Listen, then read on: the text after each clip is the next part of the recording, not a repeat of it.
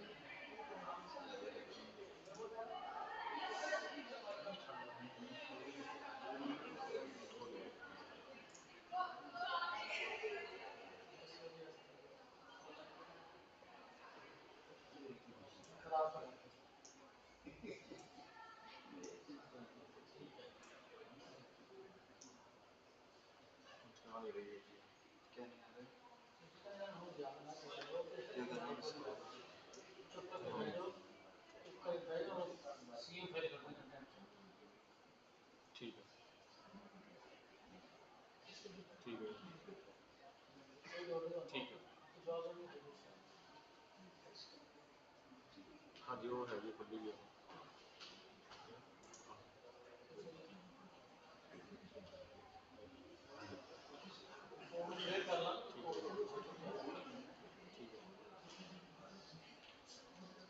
Switch कर लेंगे। ठीक है जी। करे रहेंगे।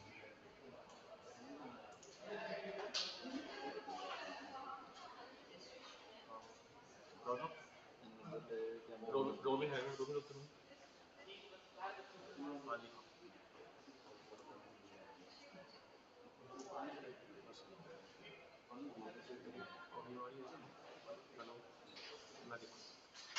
हेलो हेलो हेलो ओके हर जगह से थोड़ी बारी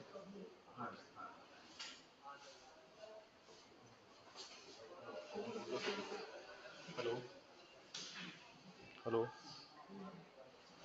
हेलो मैं बहुत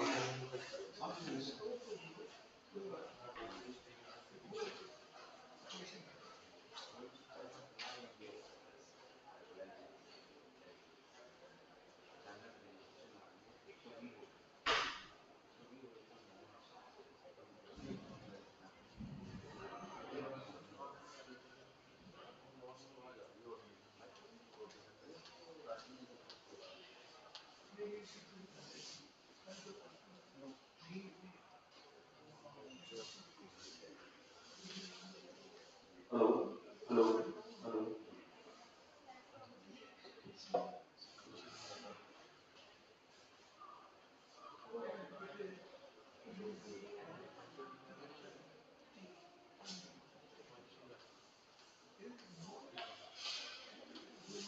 hello mic testing hello hello mic testing hello hello hello hello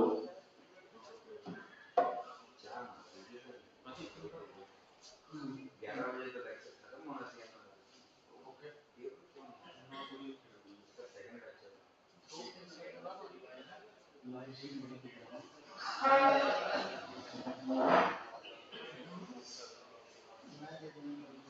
मैं आपका सेकंड लेक्चर ना अच्छा तुम्हारा तो वेट करना भी मैं लेना था मैं ले नहीं आज ऊपर हाँ चाह चल रही है ना तुझे आपको उससे पीला नहीं चाह हाँ चाह भी आ गई आ जाओ उससे आ जाओ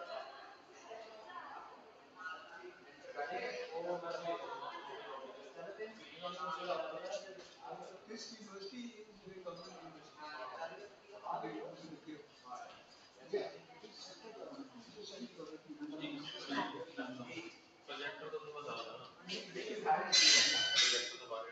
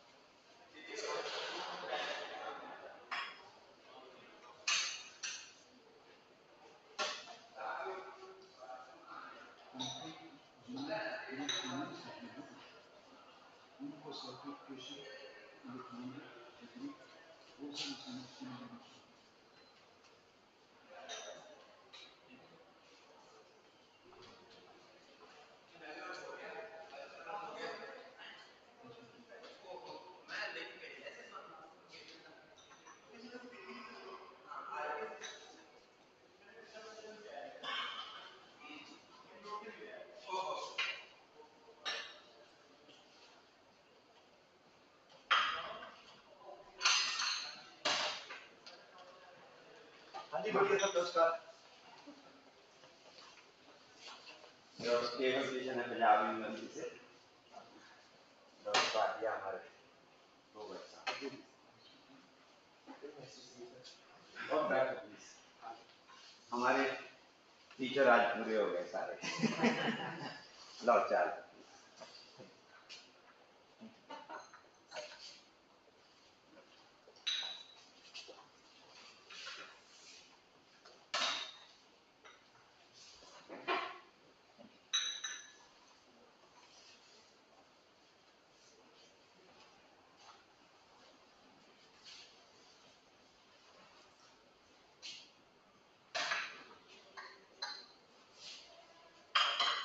हाँ जी ओहो मैंने भेजा है अच्छा ओके ओके डॉक्टर साहब कब पहुंचे?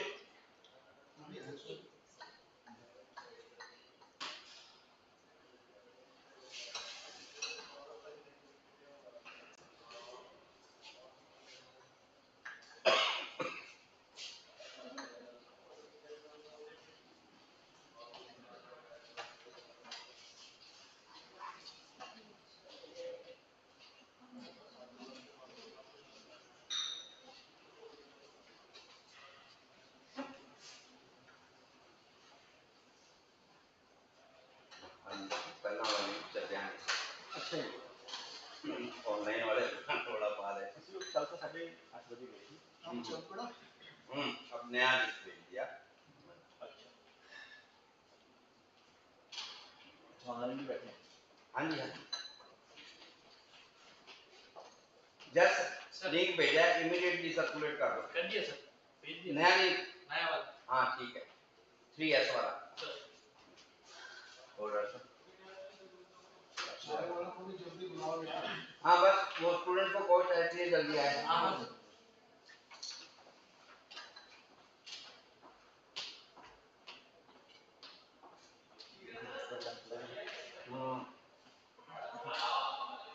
कोई खाता नहीं तो उससे कहूँगा तो खत्म खाता नहीं। और बढ़िया सर ठीक ठाक मौजा तुसी कदों आए? अच्छा सवेरे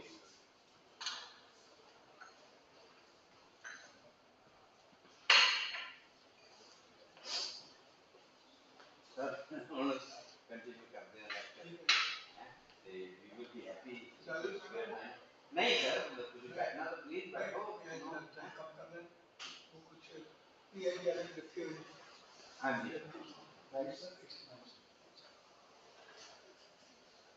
thank you sir thank you very nice to see you sir my pleasure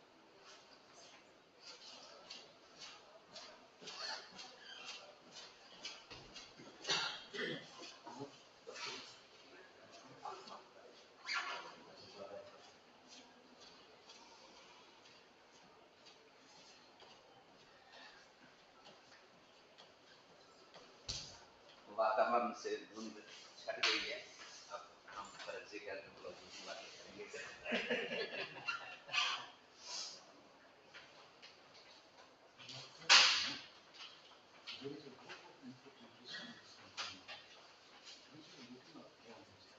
हाँ पर फोरेंसिक क्या नहीं है वो मेरे को मालूम है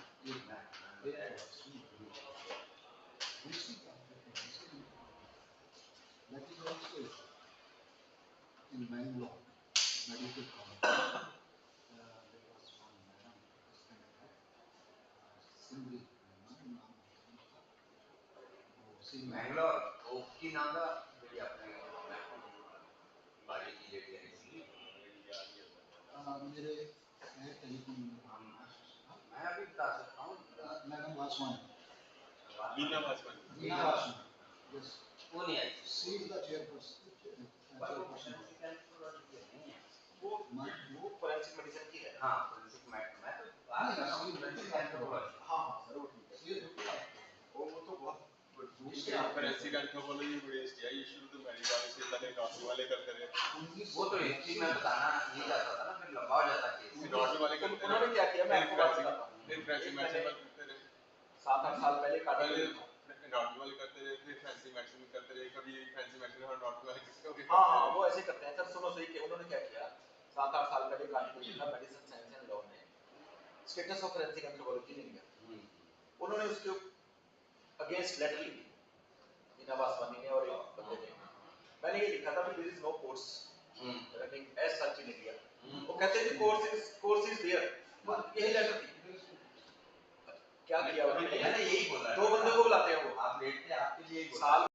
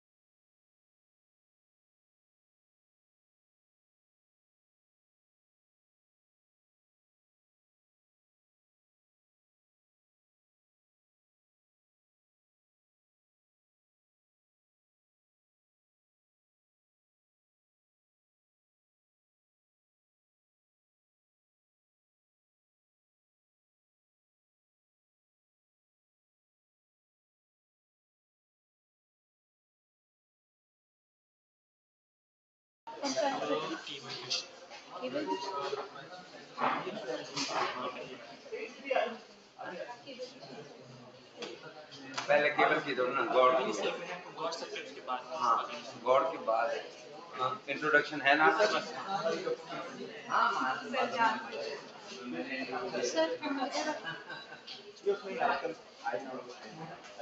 Somebody asked.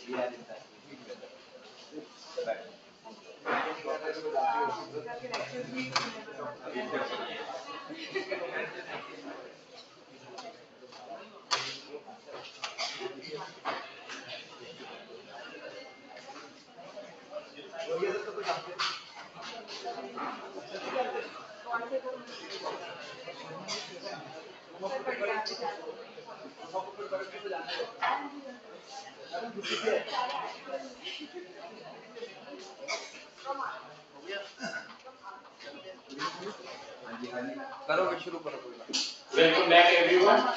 Before we start with our lecture series, I would like to request the poster presenters, those who are presenting the posters, please submit your posters near the poster presentation area at the end of this corridor.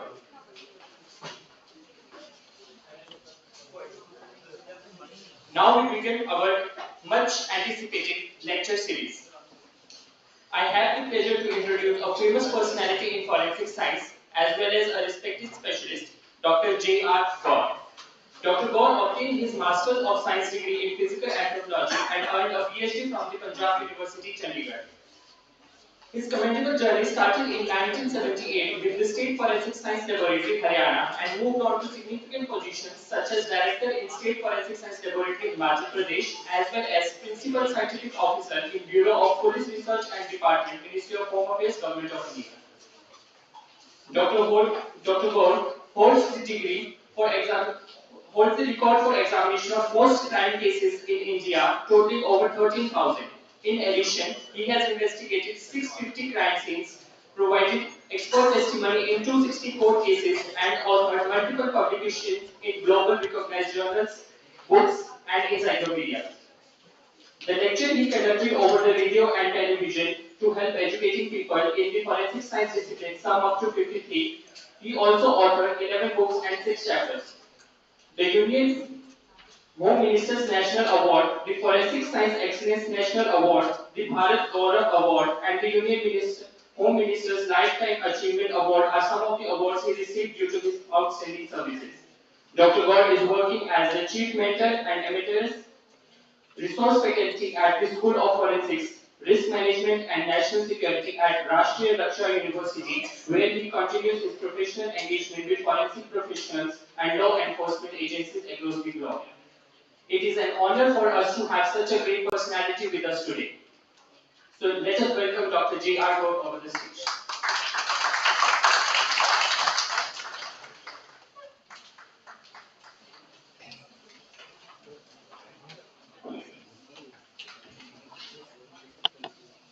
देखियो robin Good morning to you. Good morning to you all, ladies and gentlemen. This is forensic anthropology in the service of administration of justice, actual cases. What I will be talking to you about. And at the very outset, let me tell you that I started my journey of entering forensic science just after having passed my MSc. And what happened at that time? I appeared for an interview in Haryana Forensic Science Laboratory. The interview board asked me, Dr. Gaur, 500 cases of aging and sexing of human skeletons are pending in this laboratory. How much time will you take to dispose of those cases? I said, 6 months, sir. You look here, you are committing 500 cases in 6 months, which our scientists were unable to do for the last 2 years. I said, nothing doing, sir, I will do. I work days and nights. and I examined all the 500 cases before the completion of 6 months. And you will be very happy to know, within 1 year, I was promoted to the next post. And after 1 year, I was selected through Haryana Public Service Commission in the class 1 post in Haryana Principal. This is the impact of what I would suggest you, or what I am suggesting you. Dr. APJ Abdul Kalam always stated, His Excellency the ex-President of India, that do something which everybody is not doing. Leak से हटके करो, जो भी करो, अच्छा करो, leak से हटके करो. You will get prominence, eminence, and excellence. So, with all these words, I will take very little time, Dr. D'Souza. Don't be afraid of that things have got delayed. But I am very sorry to say and state before you all students that I was asked by Dr. D'Souza to reach here at 9. I was here at 8:45. And you students depend upon Google, depend upon your mobile, and you always put alarms so that you get awakened. Ladies and gentlemen, the only time is in our hands, that how much time we take to complete a job and how much we honor time. What I would say, the person who does not honor time is either above human being or something below human being. So remember my words. I am very, you can say, such a person who even did not spare judges in my class. I used to say, get out, you are very early for the next class. So I am sorry, we kept on waiting, but please, I do request you, don't let it happen next time.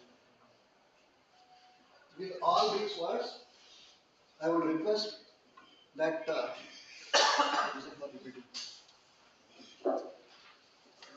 this is human skeleton. Am I audible to you? All of you? मुझे आदत नहीं है इसकी. Corner mic लगा दो. Corner mic. So this is human skeleton. You say different view, front view, back view, all different bones. Collar mic ला दो. फटाफट ला दो. कितनी देर बोल रहे हो? Anthropology. Anthropos means man. Logia means study. Anthropology is the study of man from all aspects. Or you can say the holistic study of man, may be cultural, may be physical, may be social, any kind of aspects. That is all are contained in anthropology. These are various branches of anthropology. The physical anthropology, which studies human as a physical being. Social anthropology as a social being. Cultural anthropology as a cultural being. Here, as far as culture is concerned, I would say that culture contains so many things about human being. I remember the definition of culture given by Sir E.B. Taylor. Culture is that complex whole of which includes knowledge, belief, art, morals, customs, laws, or any other capabilities and habits acquired by man as a member of the society. That means our culture depicts everything about us, everything about our environment, everything that we have acquired. Prehistoric archaeology, we all know the study of prehistoric archive remains. Paleoanthropology, the study of the human past or human evolution. Medical anthropology, the study of medical history of mankind and the present problems of mankind. Then forensic anthropology. Forensic anthropology is the use of anthropological knowledge in crime investigation and the administration of justice.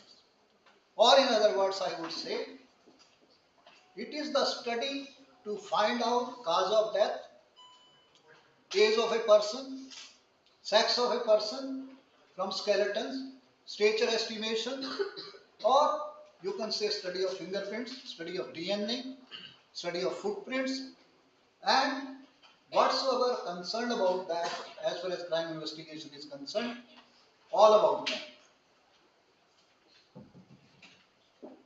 Forensic anthropology, anthropological methods as applied to crime investigation and the administration of justice. These are various, you can say, branches of anthropology which are helpful in crime investigation and the administration of justice. That is, somatoscopy, how to identify a person from his skin color, hair color, his nose form, eye form, whatsoever we study in somatoscopy. Then somatometry or anthropometry, taking measurements on human body. Then same thing if applied to skeleton, that would become craniometry and osteometry. Then fingerprints, comparison for identification. Footprints for identification of person.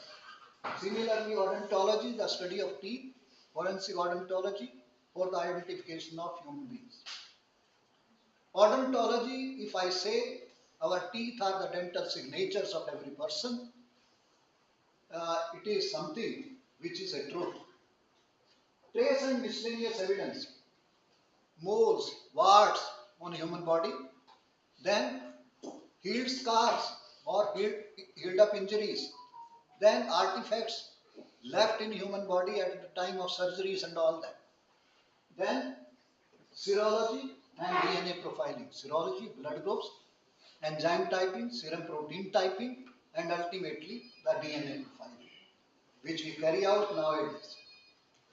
Here, further, before proceeding to what do forensic anthropologists do, before going to this slide, I would like to tell you, I came across certain cases in my service. One case was that some persons were digging out on the outskirts of a fort, that they found certain bones. As they continued digging, they had further more bones. And as such, they recovered gunny bags of human skeletons from that area. These all bones were sent to Forensic Science Laboratory when he was working in Himachal Pradesh. And I was to identify how many persons these bones belong to. How many are males, how many are females? Do they have any antemortem injuries? Or do they have any, you can say, post-mortem? All these are, you can say, post-mortem bones. Or bones which the person which had been got buried during some natural, you can say, calamity or something like that. So we have examined that case and sorted out bones of 70 persons. Based upon that, we gave the report. All these were buried in an avalanche, and these bones were recovered from that side. After landslide, these people have got buried over there. It was around 1905 when there was a big earthquake in Kangra Valley in Himachal Pradesh. Then another case, I'll come to that, but what I found in most of the cases during my service, I must have examined more than 2,000 cases of bones, skeletons. All those cases did not pertain to human beings. I also recovered or I also identified certain skeletons which pertain to animals. And I'll let you know certain those cases in my future slide. We find out, we sort out human and non-human remains species of origin we find out, age, sex, feature estimation from bones, examine and compare here, superimposition we carried out, then reconstruction of face, and we establish human identity, prevent crimes of baby swapping in hospitals on the basis of anthropological examination, identification of long lost person, then identification of disaster and victims and plane crash victims. This is a case, Jasuja sir. And sir, What will find attention? This is a case, the picture of which is present on one of my books, front page. The book is on forensic anthropology, in crime investigation and administration of justice. So, this case pertains to Malana area in Himachal Pradesh, where 5 persons were living in a hut, forest hut, and they were suspected to be informers of police, that they used to give information for the production of church, the families which carried out over there. And this hut was put on fire during one night. All the persons died of suffocation and got burnt alive. And these were 5 dead bodies inside this hut. This is one of the dead bodies of the male person which was lying in this state. And all 5 remains of all 5 persons were segregated and aging and sexes were carried out. Another type of cases which I came across in my service in northern India, these were cases of dowry deaths. And in dowry death cases, what happened? People, either you can say the ladies committed suicide, or they were cremated after having killed them without informing police. In those cases, pieces of burnt bones used to be collected from the pyres and used to be sent to forensic laboratory for aging and sex, for identification whether these are human bones or other ones.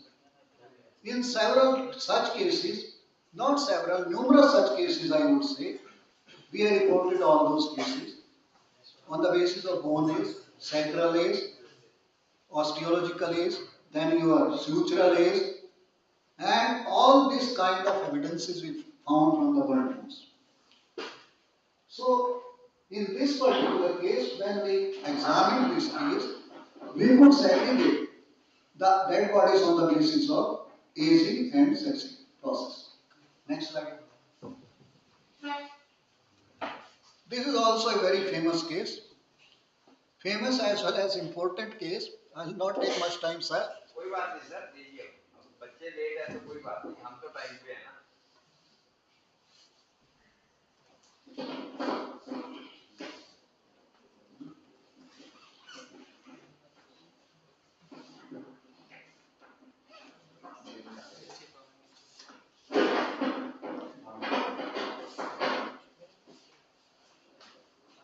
Hello.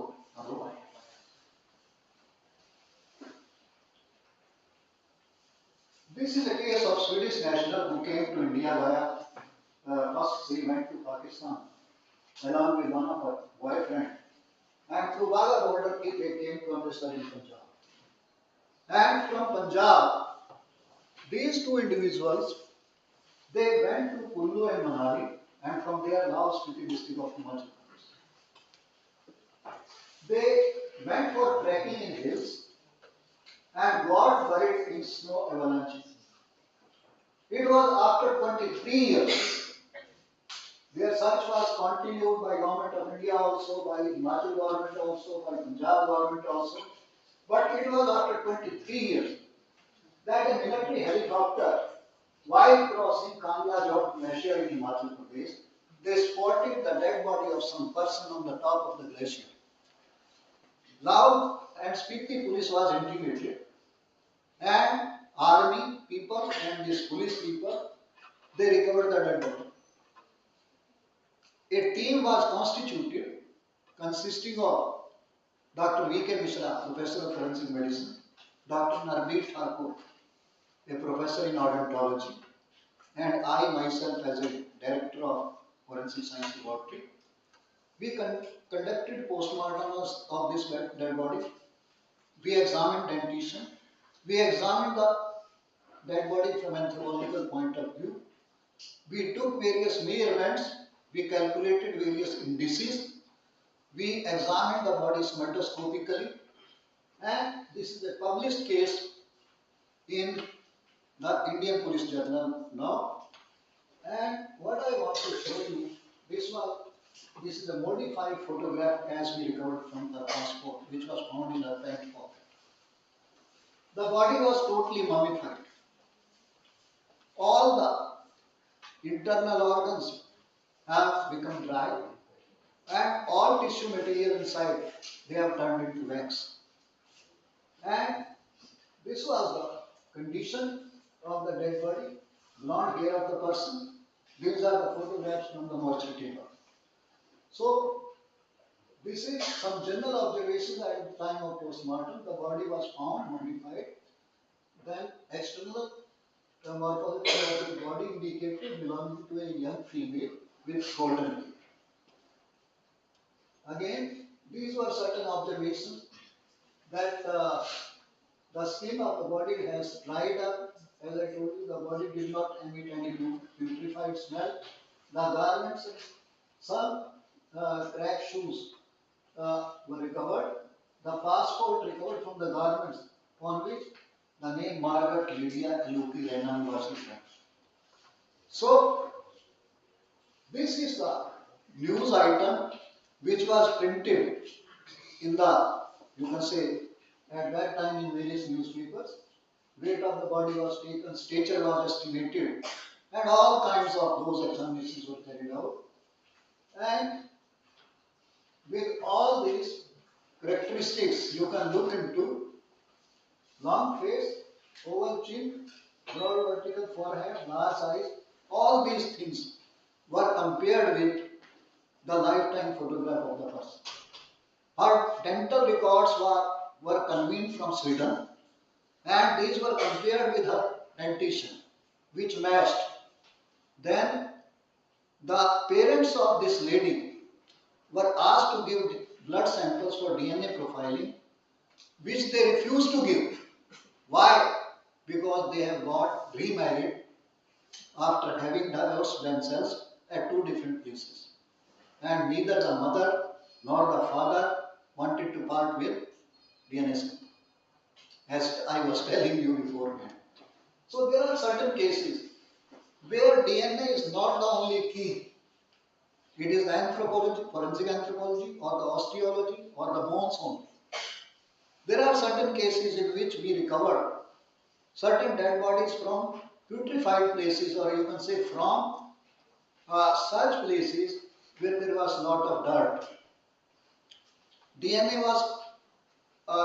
recovered did not amplify because of putrefaction, because of the presence of foreign DNA, bacterial DNA, viral DNA. And let me tell you, in not less than 5% of the cases where dead bodies are recovered, DNA does not amplify. We do not get DNA sample of appropriate quality so that we carry out forensic examinations. So, odontological comparison chart that is shown over here. Then extraoral examination was carried out. This is X-ray of the dentition. Certain fillings were there. Wiring was there.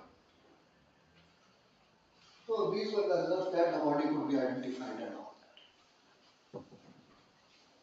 This is another case. This was a leopard skeleton, which was to be identified whether it is a leopard skeleton or it is the skeleton of some other animal. As we all know, Wildlife Protection Act of 1972 in India prohibits killing of wild animals, the species which are protected. or cutting of trees which are protected. So, under Wildlife Protection Act of 1972, killing of leopard is also prohibited and it is an offence. So, we identify these skeletons. For this purpose, I would just tell you that whenever you are in any university, you go to any university, must visit their museums. When you are in Punjab University, sometimes must visit Geology Museum and Zoology Museum, Anthropology Museum. I tell you, when you study the dentition of various animals, it will permit you as an anthropologist or as a forensic scientist to identify skeletons of animals, to identify teeth of animals. So, this was another case, and the persons were booked, they were arrested, and they were punished in this particular case. Sorry. This is another case. This boy was missing from one village of district Una. A few friends have called him near Holi festival for going to Amritsar. But he did not return home for more than a month. Search was made for this person, and those friends were interrogated but did not agree.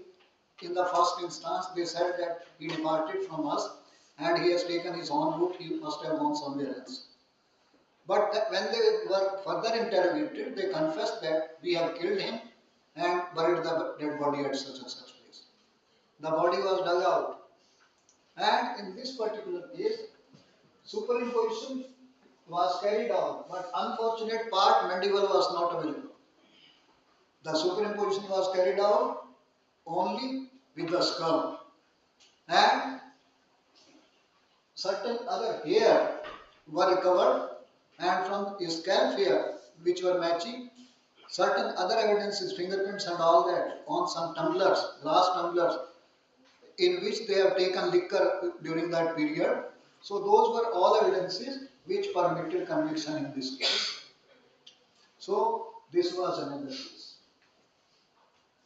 This is another case from Haryana, where a rivalry was there among two families, one on some land dispute. The person was sleeping in the fields and he was killed and buried in Markanda riverbed. The body was taken out and the superimposition was done by us in this particular case, and the person was identified. This is another case.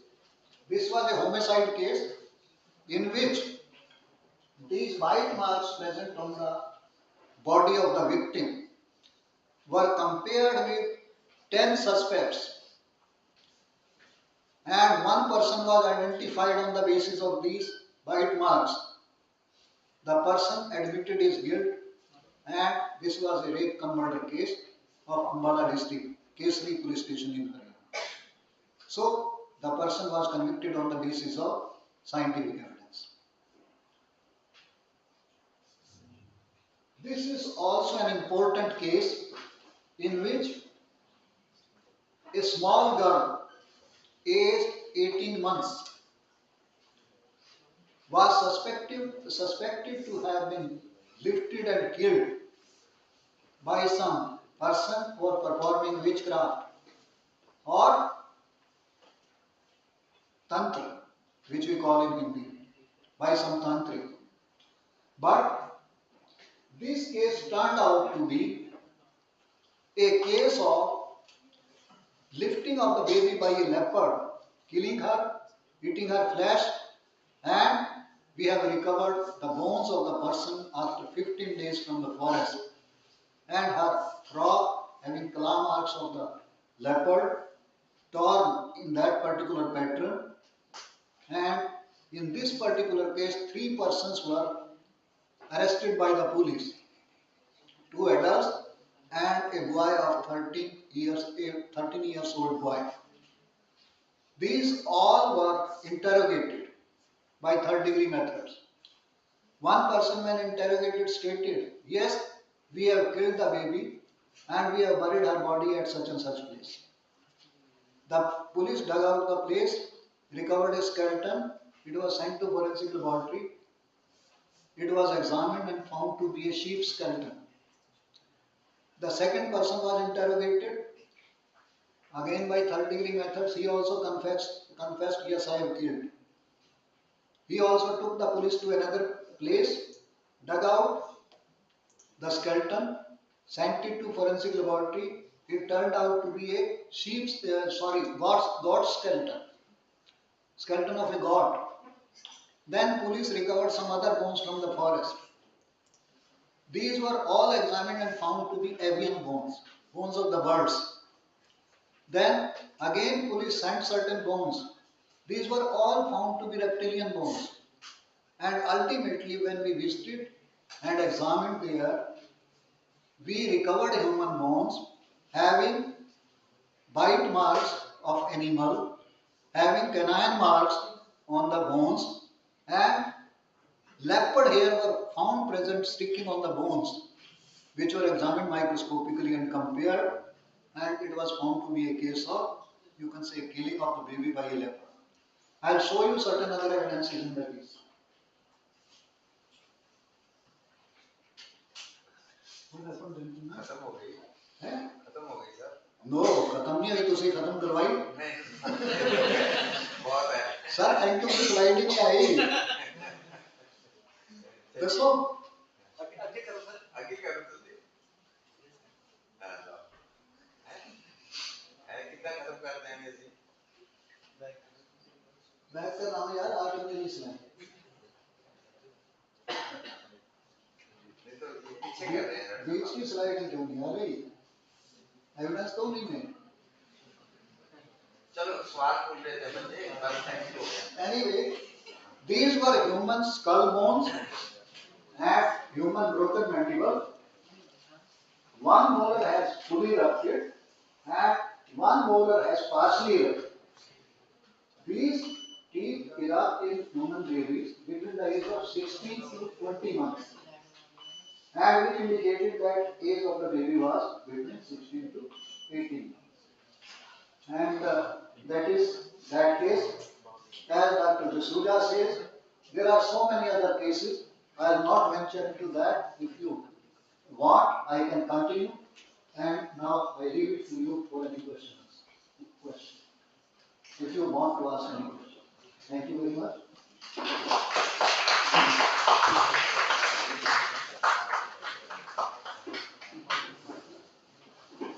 Any questions? Yes. Sir, if you recover a skeleton, sir, if any skeleton is recovered, sir, how to determine its age? What are the processes? You are standing here. I am looking at you. First is your appreciable age. This is in genuine age. When we recover skeleton, the bones, epiphysis, metaphysis, these are fused. We find the age of long bones. Eruption of teeth, it gives us dental age. Our teeth erupt at different intervals of time. Deciduous teeth as well as permanent teeth. Then our sternal age. The different elements of sternum, they fuse together at different ages. Then sacral age, from 22 to 31 years. Then iliac crust. Then sutural age, basis sphenoid suture that obliterates between 18 to 22 years, and rest of the sutures, they have their own age. Okay? And likewise, there are different parameters we consider, and then we find out, considering all these ages, what is the mean age of the person. Okay? Any other question? Any other question? Okay, then thank you very much.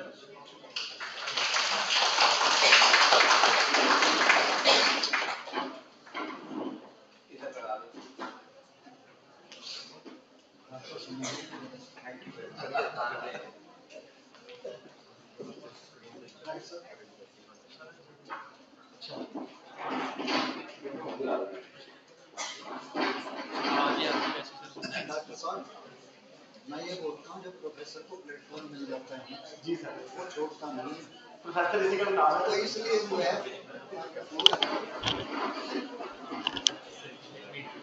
Screen का angle थोड़ा ऐसे ला दो, PPT दिख जाए या फिर share करो। Thank you so much, Dr. Gaur, for sharing an invaluable insights and expertise with us today. Now, moving on to our next session, I am honored to invite our next speaker, Dr. K.V. Krishnan.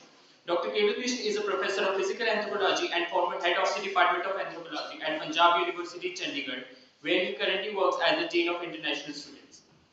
He is an elected fellow of Royal Anthropological Institute of Great Britain and Ireland. Dr. Krishnan is among the top 2% of legal and forensic scientists globally, and he is the only anthropologist with such accolades. His comprehensive research has resulted in an astonishing number of over 300 publications. His work has earned him the third rank in most prolific forensic anthropology scholars. His innovative work has placed an emphasis on exercises such as forensic podiatry, estimating height, examining footprints, and studying human morphology, which gave pivotal information on a crime scene. In his forensic science contribution, he developed techniques for estimating ridge density, limb asymmetry, and heel ball index, which improved identification in forensic science. He has contributed important articles to the Encyclopedia of Forensic Sciences and Encyclopedia of Forensic and Legal Medicines published by Anthropology. The work of Dr. Krishna is absolutely stunning. His advanced knowledge and research in the subject of forensic anthropology are of great importance in the field of forensic science and legal medicines. For that reason, it is a pleasure to have him here with us today. The stage is yours. Thank you. Thank you, beta. Thank you. Professor D'Souza ji, my guru, my teacher. Professor God sir, again my guru, my teacher. Goria sir also my guru and teacher. Ruma Purkat madam also my guru and teacher in some cases because I learned many things from you, ma'am. And my dear students, very good morning to all of you. Although it is going to be now good afternoon, but it is good morning. So thank you very much, sir, for inviting me to this prestigious stage to deliver this lecture. I dedicate this lecture to my own teachers of Anthropology department, where I learned everything from my own teachers. When I joined the department in 1989, long back, 35 years back, as a student of BSc first year in anthropology, I was very shy, and I used to sit at the end of the class, and I used to think nothing going, no question to be asked from the teachers. As you are doing, you are not asking any question from the teachers or from the lecturers, but question, answers, and interaction is a great thing. That gives you idea how to proceed further and what are the clarifications within the lecture. So not only these things, I dedicate the lecture to complete anthropology department. And let me tell you about Professor D'Souza, how I know Professor D'Souza since 1994. 1994 when I passed out my MSc and I wanted to pursue my PhD. I asked, there was no phones at that time, nothing like mobile phones or telephones were also very rare. And we used to interact with the help of letters on posts or postcards, 15 paise ka postcard, on postcards. I wrote a letter to Professor D'Souza in Punjab University, Kerala, and I was aware about Professor D'Souza's publications on footprints and gate analysis in Forensic Science International. And I read those publications because in PGI Chandigarh, I usually go to PGI Chandigarh for looking at those journals, Forensic Science International and Journal of Forensic Sciences. Those journals were quite old, and I used to see Professor D'Souza's publications over there.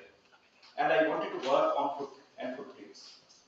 And I asked him, sir, can we do all these things? And I asked for some publications, some papers, reprints of the papers. He immediately sent me the papers.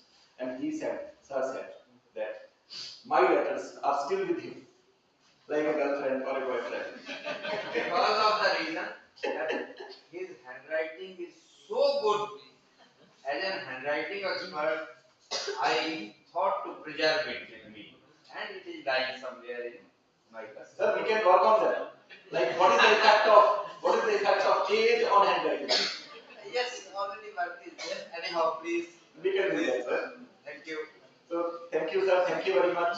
I then started my work on footprints and some other aspects. Then I went to Professor God in Himachal Pradesh Forensic Science Laboratory, and he helped me a lot. He gave me certain books also on footprints, and he said, you can work on, he gave me the topic, I tell you, that you should work on the footprints and some other topics of my PhD, related topics. So thank you very much, sir. This lecture, let me give you an idea about evolution, archaeology, and human biology. These three aspects are main crux areas of anthropology. This is the photograph of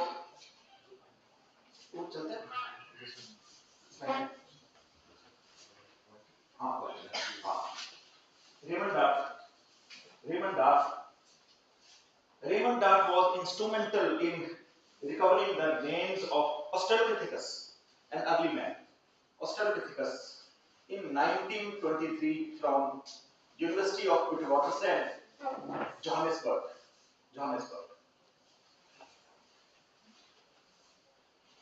He has the skull with him. This skull belongs to Australopithecus. When he was actually a doctor, anatomist, but he wanted to work on anthropology, and he roamed here and there for the search of fossils in some areas around there. He saw one tooth, just one tooth, one incisor tooth coming out from the limestone rock. One incisor tooth, just inside the tooth. And he said that this is a tooth, because he was an anatomist. This is the tooth. He took the whole bunch of the rock to his lab. And then he tried to get the things out of that rock. It took him 2 years. 2 years. Because he was an anatomist and he did not want to, destroy the skull. Complete skull was found. Later on, he published this in Nature in 1925. Let me tell you what gives an idea about the forensic anthropology. Investigation, the dedication of work, identification from one tooth that there may be some kind of skull or something. We are doing the same thing. Dr. God has told you the same thing, that whenever we go to the crime scene, every crime scene is invisible. We don't know what can be found at the crime scene and what is the lead at the crime scene. I saw him solving many different cases, and he gives us an idea about maybe a fire. There will be some other thing, and we will not recover any bone from there, but we will start the case from there only. So all these cases, all these investigations like this give us an idea how to proceed. I am not going into the details of anthropology. Professor God has already told you. So, bipedalism. In bioarchaeology, and forensic anthropology, we usually find the bones of not only the animals but apes also. Apes also. And we should we know that these are the bones of the apes and these are the bones of the human beings, and we distinguish them on the basis of our knowledge and how the bipedalism acquired. What are the bases of bipedalism? What are the changes which took place in the long bones of the human body? All those things we are looking at in anthropology, and this gives, again I am telling you, this gives an idea about the forensic anthropology. Let me tell you about a fossilized footprint. This series of footprints, 22 footsteps were there. This popularly known as Leotolli footprints. Leotolli footprints, Mary Leakey, wife of L.S.P. Leakey, who was a great paleoanthropologist and archaeologist, and she was also a great paleoanthropologist and archaeologist. She found with the team these footprints, 22 footsteps. I am going to tell you the interpretation of forensic science out of this.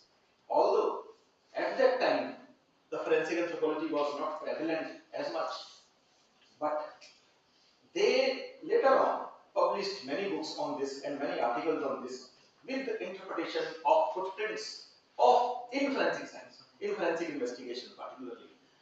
So there was a male and female and a child. After some time, in the footprints, the child footprints vanished. And one of the footprint of the lady was more impressed than the other. Left footprint. What does it mean? She was carrying the child in her left leg. And one of the footprints, what is it? See the interpretation.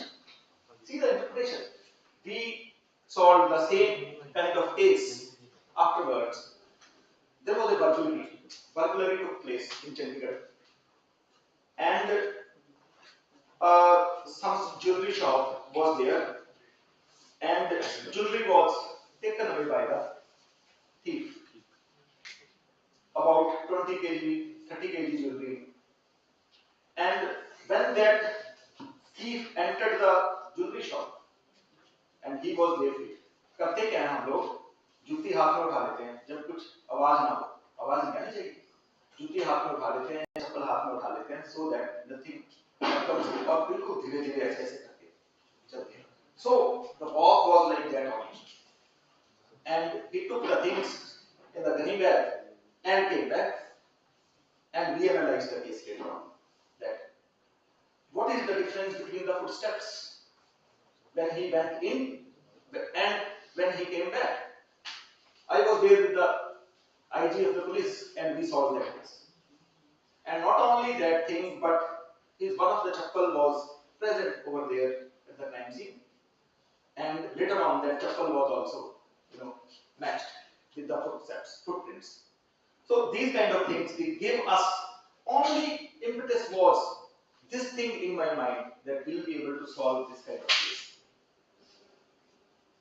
So what do we do in anthropology, in archaeology? All making stone tools, different kinds of stone tools. And this gives us an idea about the precision and evolution, anatomy and investigation. Investigation is not only the part of forensic science, but part of evolution and anatomy also. What we do in these, what she is doing and what he is doing. So they are particularly doing some kind of investigation. Not only in the forensic science, but in the anatomy and the paleoanthropology. This subject is called paleoanthropology, as Professor Gold has told you. This, I am working in the field, in the same way, in Shivaliks. And my two students, they are looking at me and how we work in the field later work. Because we can't see the things from the distance. We have to see something sometimes, and like this only. Example is Douglas Baker, a great man, great anthropologist, who rose up to the director of Smithsonian Institution in Washington, D.C. Smithsonian Institute in Washington DC. He started the department of anthropology and became curator and then the director of the institute. He is an anthropologist and bioarchaeologist and paleoanthropologist turned forensic anthropologist with the knowledge of the same kind of bioarchaeology and paleoanthropology. He started working in the field of forensic anthropology. Now, when you see his citations and work, you will be looking at a person who is the topmost in forensic anthropology in the world. Then, so I will not be going into the details of all these. God has already told you what do we do in anthropology. Human population variation, human biology, knowledge of human osteology, skeletal analysis, all the things we are doing in anthropology. We have in anthropology department in Punjab University 50 skulls, 50 skeletons, original skeletons, all original skeletons, and we show all those skeletons to our students in the class. We have now a class of 52 in MSc first year, and all students are coming to the class, and every skull is given to one student. One skull is given to one student for 3 hours class, doing just one norma of the skull. We are doing 5 norma of the skull, just doing one norma of the skull. I hope you can understand what kind of deep knowledge our students are having in case of the human osteology. Human population variation, then human biology, all these things. Human body types also give an idea. Human body types. There was a case, the same kind of case. The footstep was flat foot. It's a flat foot. It's a flat foot, and series of footprints were there at the crime scene. I solved this case in Chicago. FBI, they were involved in some kind of cases, and they took my opinion on that case. I told them, although this can be a case of a flat-footedness, but obese persons, they also create flat. Obese persons, they also create flat. In one of our studies, we took the footprints of about 100 persons, obese persons. 98% flat-footedness was found in those 100 from 100 persons. 98 persons created the flat-footed footprint. I hope you can understand now how. There are other things also when we see the footprint.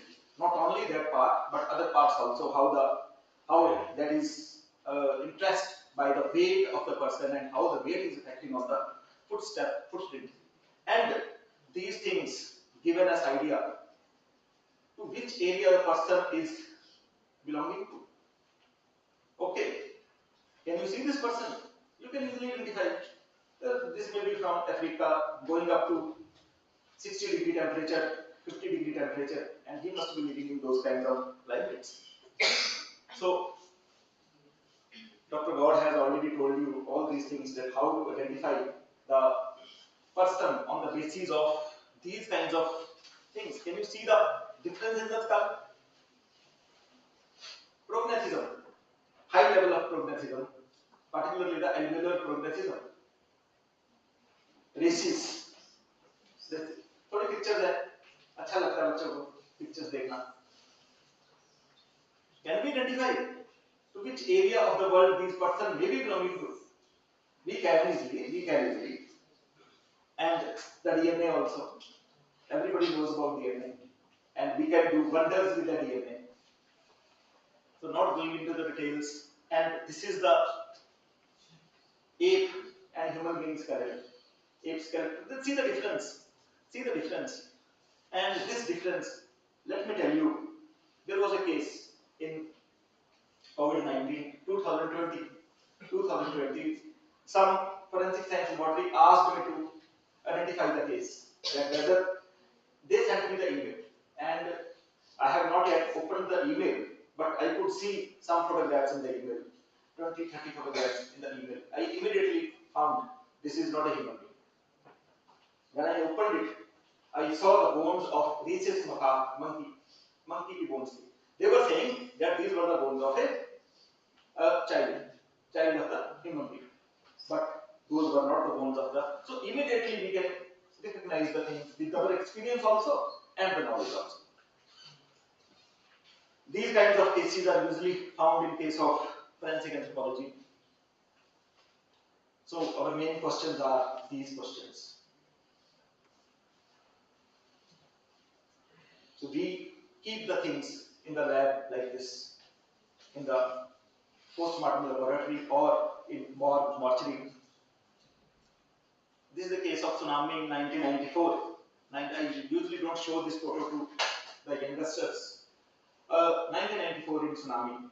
Many anthropologists were employed in Indonesia to identify these cases, like the 9/11 cases in 2001. This happened in New York. Again, similar kind of thing, that how can we identify if this is a male or this is a female skeleton. Only this can be done from original skeletons, not from the skeletons which nowadays is shown to the students, and original skeletons are not available, original skulls are not available. So I am sorry for that. So these are some of the markers. Can you identify? Can you see that this is the female and this is the male? Easily identifiable. And all these things, like this subpubic angle and other things. Deformities. Deformities can also tell us about the individualistic features of the persons. Okay, I am going quickly. Sir, मैं आपकी तरफ ही देख रहा हूँ sir. आप sir आप मेरे को बोलोगे. 12:15 तक टाइम है आपको. अच्छा सर, ठीक है. ठीक है sir. We will be grateful if you finish by 12:10. Yes sir. ठीक है सर, अभी तो है सर. हाँ. This is very important. This is very important topic. Yes. Very important subtopic. Very interesting. Bioarchaeology. I am learning from you. Bioarchaeology. This is particularly done by anthropologists. And let me tell you, this is a body farm in University of Texas. I happened to be there once, and I saw over there how they are giving training to the students. They are burying the dead bodies, and what they do actually, after some times, many dead bodies. It's a body farm. It's a complete. We have also submitted a requisition or proposal to our government of India, or we can also open this kind of body farm in Punjab University. Body farm, actually, it's a great area, very big area in many acres of land. And what happens? They embed the dead body, they bury the dead body over there, donated dead bodies. They used to do these things with the pigs earlier, but now they are doing with the human bodies. And after some time, the time since death is very important in case of forensic science, in case of investigation. But now forensic anthropologists are doing this kind of job of working on the time since death. They have specific times. They give training to the students after 3 months of burying the dead body, after 6 months, after 1 year, 2 years, and 5 years. What happens to the body? What are the taphonomic conditions? There is a word called taphonomic. Taphonomic conditions of the body. Douglas of Laker has worked a lot on taphonomy. When you see his book on taphonomy, you will definitely find something that will relish you and you will see that you will be working in the field after some time if you really read those kinds of books also. So when you see these, so these are dead bodies. Let me tell you, all these they are giving training to the students. And what is this? This is a puzzle. Puzzle in forensic anthropology. They have buried a dead body, and after 2 years, they asked some training students who were doing training, to find out the dead body. Where is the dead body? Which is the area of the dead body? How can we find after 2 years or so in 5-acre land that where is the dead body buried? But there are certain things we can certainly find. We can certainly certainly see. How we can see this? That where the dead body is buried, there are some different kinds of grass. When we dig the area for 3 feet, 5 feet, 6 feet, and the lower soil, it comes on the upper side, and you will definitely find some other kind of grass on this, and the grass will totally be different from the other kind of soil. We have to see that only. We have to identify that area, and with experience, with 3-4 kinds of these kinds of training, we would be able to find out where the dead body is buried. So all these things are all in forensic anthropology, So we can do wonders.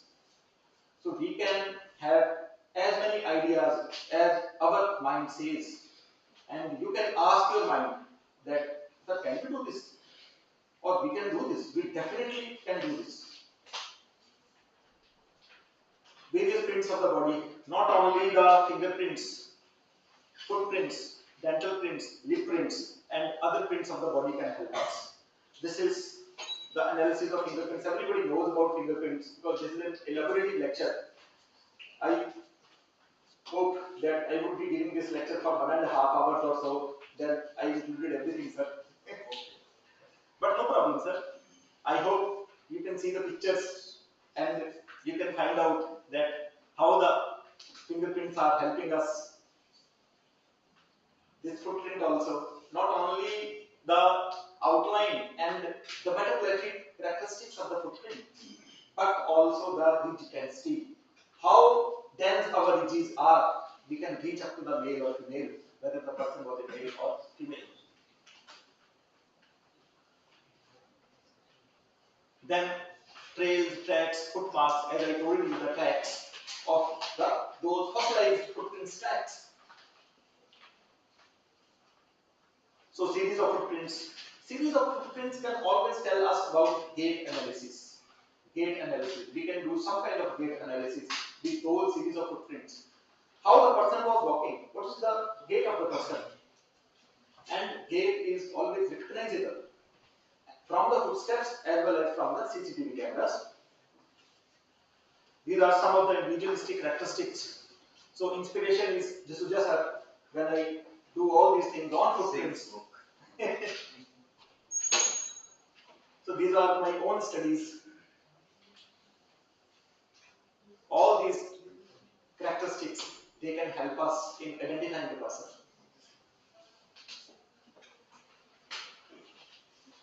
The similar kind of chapel was found from that case, and we analyzed that chapel with these characteristics.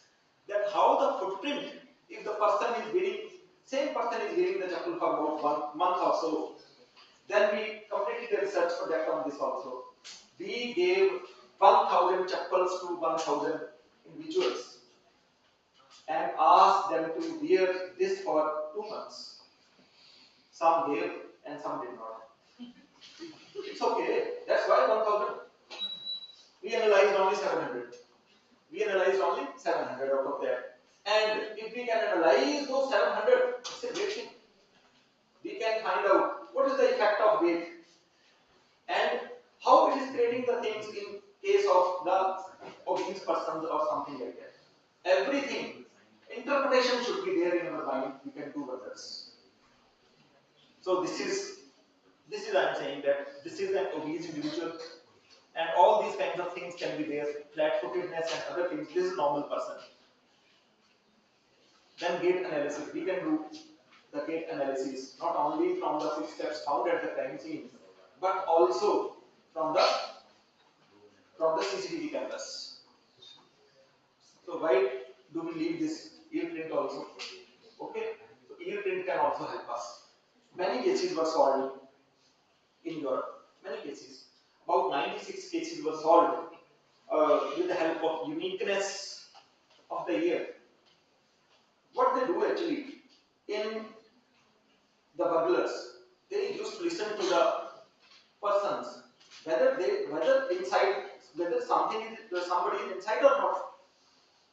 Print is there on the wall or on the window pane, and if that print is there, the person can be identified. Ruma Pulkar madam has worked a lot. Global expert Dr. Ruma is there. Ruma Pulkar ma'am has worked a lot on the ear prints and ear, anatomy of the ear and morphology of the ear. So this is just an experiment. There is variation in the ear. Can you see the variation in the ear? Or sometimes the lobe is attached, sometimes the ear is of flat nature or something like that. Or these are the ear prints. Any type of ear print can be there. So anything can help you. Anything at the crime scene can help you. Dr. Goria will be talking about dental anthropology. I will not be talking about that. And so all these, like the dental variation in teeth. But I want to tell you that in MSc first year, we were having one MSc second year. We were having the optional courses, optional subjects in anthropology, and I was the only person who chose dental anthropology, and I worked on dental anthropology. Then I studied dental anthropology. Then I saw what are the changes, what are the variations in the teeth which can help us. Although I studied those for anthropological knowledge, because in anthropological knowledge we can find out the variations in the human teeth. We can differentiate different populations on the basis of the variations in the teeth. But later on, I realized that this can be used in forensic science also, in finding out dental anomalies and some other things in forensic science. So, sir, I am not detailing all these things, sir. Goria, sir. So, bite marks. This comparison. Now we are doing this kind of comparison in our lab in anthropology.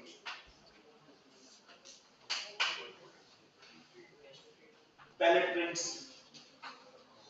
Then facial and body morphology, biometrics. Now a lot has been done on biometrics of the face, not only of the face, but also ears, eyes, nose, lips, and everything. We can now recognize the person if some part of the face is available at the crime scene, or some part of the face is available in the CCTV camera. We can recreate the face of the person, we can reconstruct the face of the person, or we can identify from that part also with the help of AI. With the help of AI, machine learning methods, as well as deep learning methods, we can do a lot.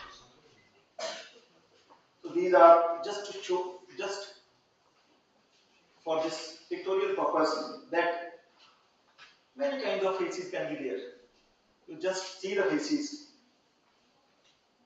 Now you can recognize to which countries these may be belonging to which area these may be belonging to.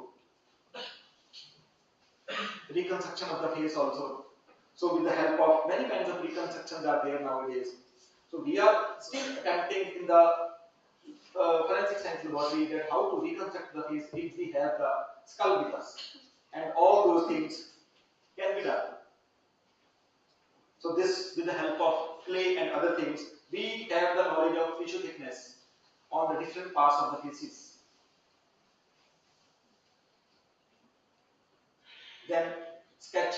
If we have seen the person, then the forensic expert who is dealing with the sketches, who is dealing with the, can get the information from the person, that what kind of person was there, whether what kind of nose was there, what kind of ears were there, and whether there was something on the face like this, or some other peculiar areas of the face or something like that. And then biometrics. Everybody is now working on AI and biometrics. So we can do wonders with the help of AI. Although the feasibility of the AI evidence, admissibility of the AI generated evidence in the court of law is still questionable, but we can do wonders. We can reach up to 98% accuracy, 97, 96% accuracy with the help of AI in certain cases, not only in the skeletal analysis, but also in the other body parts also. Also other body analysis also, and not only in the facial analysis, but the other things. I have given many projects to my students on AI. Now we are switching on to the AI and forensics, including the ethical considerations of AI and forensics. Every topic which I give to my student that has something to do with AI, not only AI, machine learning, and other computerized methods, where we can computational biology. So we can do wonders in computational biology, not only in anthropology, but also in other subjects, other subdisciplines like the not only in finding out the ancestry of the person. I think you are well aware that Svante Pääbo has got Nobel Prize 2 years back on evolutionary genomics on Neanderthal man. On Neanderthal man. I hope you know our ugly man called Neanderthal man. Neanderthal face, they created the Neanderthal face, they created the Neanderthal genome.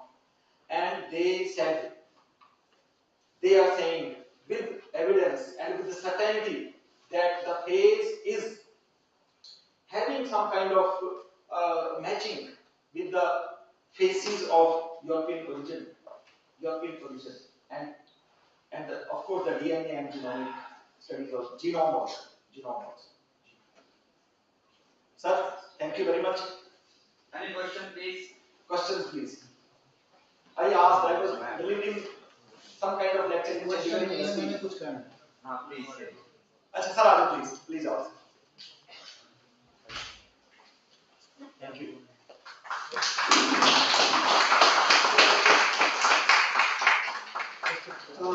Thank you very much, Dr. Keval, for giving lecture talk. But I have certain reservations what I want to see. That is, academically what sounds very lovely, practically forensic science has lot of difficulties. Let me tell you very frankly, what can be expected theoretically in the field it is not available 100% times. Second aspect, what you are talking about regarding shape of the foot, or you can say facial features or anything. I was delivering a talk internationally very recently last month to the delegates of 30 countries all over the world. Anti-human trafficking. In anti-human trafficking, all these anthropological features are being used now. I have taught all of that. And then another aspect what I wanted, that as you have talked about, even in India, we have various populations. Yes, sir. If you see their faces themselves, compare, we can identify persons, but that sort of data is not there. Cumulative data is not there. It needs to be generated. Anthropological Survey of India has done something in the past, I do remember, but it is on tribes only, not on other populations. Most of the data is on tribes only. Tribes also in general population, Madhya Pradesh, Gujarat, it's there, I think. I agree with you, it is on tribal populations. No, so I have the book. It's on biological anthropology. That is Anyway, but if it is there recently, it has People not. of India. I want people to say anything. Dr. God, we can leave this field to the students and delegates who will be curious enough and Okay, thank you. may lead their career as forensic anthropologists. Anyway, it's an information, dear delegates, that now we will have a hands-on session of 3D scanning. We will have to move to another block, but with a caution, our teachers and students as will be there with you. Please follow them. Then from there itself we will go for lunch straight. And strict, you can say, instruction that by 2 you should come back. By 2, in any case, you should come back here so that we can start the next part of the conclave and wind up by 4:30. be sure that we will have to, because we have limitations. So in the early morning, you got late, and that's why we are late. That two speakers had to cut their speeches. I think you got it. Please इनको B block में doctor RP Singh के पास DRI lab में लेके जाना है, समझे? Please ले चलो, कैरी ऑन प्लीज। हाँ हाँ हाँ, just just a minute, just a minute. ओ डॉक्टर साहब, वो मोमेंटो वाली फॉर्म मैं तो भूल जाता हूँ, मेरे पास सिर्फ एकेडमिक काम याद रह जाता है। तुम चलोगे डॉक्टर साहब, it will be interesting. We will scan a skull, 3D skull. Why it is? We can tell you later on even. ले आओ, ले आओ। आज डॉक्टर साहब, बस ये फॉर्मेलिटी का है। डॉक्टर साहब आ जाओ। आजा मैडम, आप चलेंगे 3D स्कैनिंग के लिए? आजा मैडम प्लीज, आजा मैडम प्लीज, आजा प्लीज। चलो चलो, अभी डॉक्टर साहब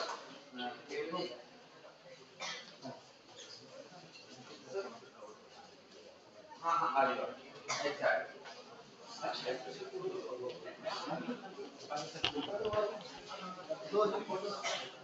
सर फोटो रहेगी। हाँ जी, हाँ जी, चलो कोई बात नहीं।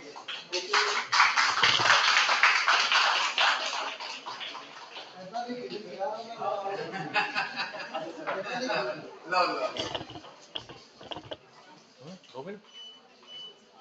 Thank you very much, thank you, thank you very much. Please नहीं नहीं हो कोई गल नहीं। प्लीज प्रोटीन एनल ले जाना सारे, एंड वी आर कमिंग। इसको दोबारा स्टार्ट हो जाए, पोस्टर चला दियो।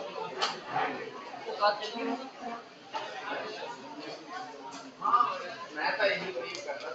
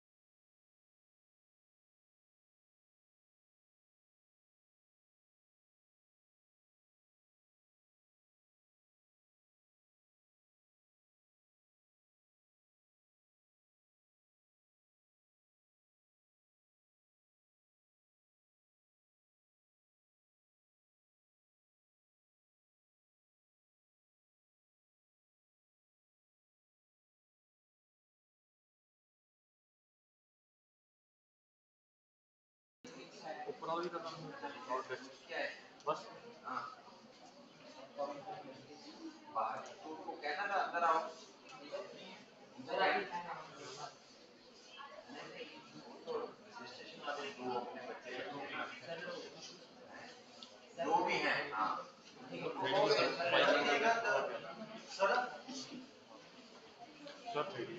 रेडी है चलो करो Welcome back everyone. I hope you have utilized this time. Now moving on to our next illuminating lecture, I would like to call Dr. R.K. Goria on the stage. Dr. Rakesh Goria is an Executive Director at the Medical Legal Institute, Baba Farid University of Health Sciences, Faridkot, Punjab. He is a faculty member at the National Forensic Science University, Gandhinagar, and holds academic position as a professor at SJGT University, Rajasthan, and an adjunct professor at Eternal University, Himachal Pradesh. Previously, he served in the Forensic Medicine Department at Prince bin Abdul Aziz University, Saudi Arab, and as principal at MC Medical College, Panipat, and Rama Medical College, Kanpur. Recognized as the father of forensic nursing in the Indo-Pacific region, he was also named the founder of forensic nursing in India. Dr. Goria holds multiple degrees like BSc, MBBS, MD, PhD, and Diplomat of the National Board, and has fellowship from prestigious forensic and medical organizations. He has led Forensic and Nursing Society, edited key journals, and contributed extensively to research with 160 conference papers and 156 publications. He has authored 3 books and contributed to 7 others. With 40 years of teaching experience, he has mentored MD and PhD scholars and delivered 60 keynote lectures across 21 countries. He has received multiple awards including national and international honors and lifetime achievement awards. His research focuses on forensic nursing, forensic odontology, and crime prevention against children. Please give a huge round of applause for Dr. R.K. Goria.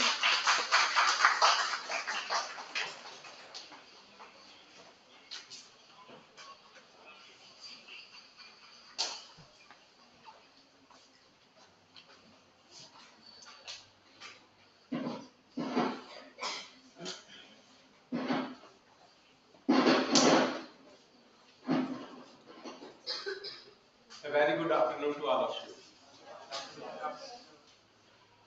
I know it is a difficult time after lunch to be very away, but I will try that you don't sleep.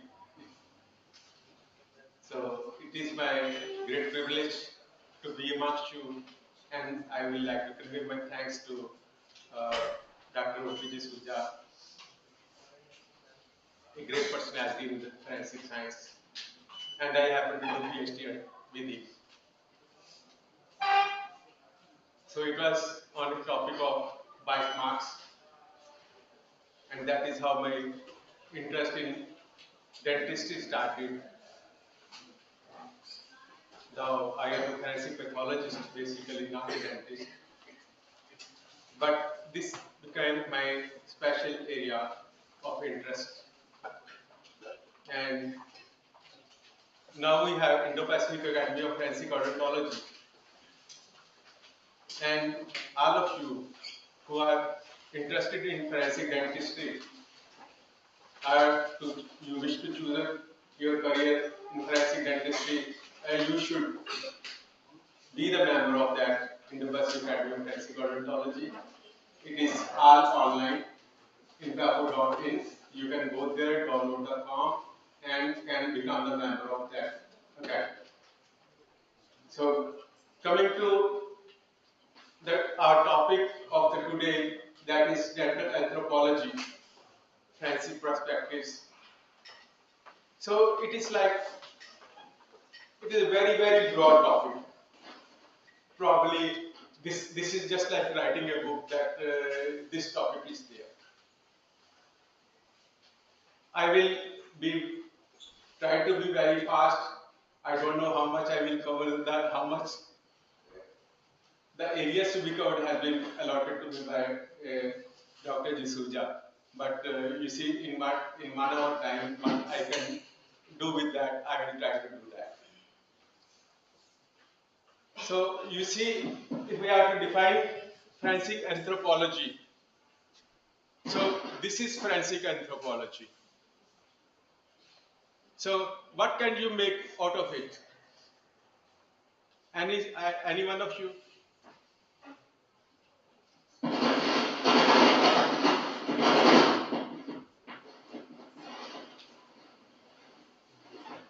So if you don't want to, I know you know so many things, but you are always shy that I may not be wrong.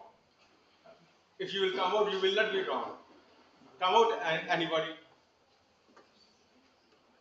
So this is the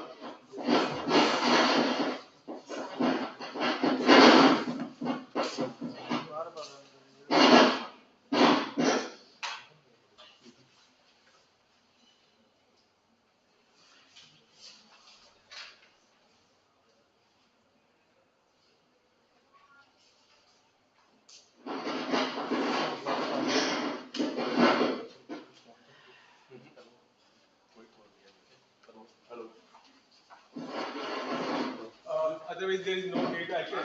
वो online वाले हमारे जरूरी है ना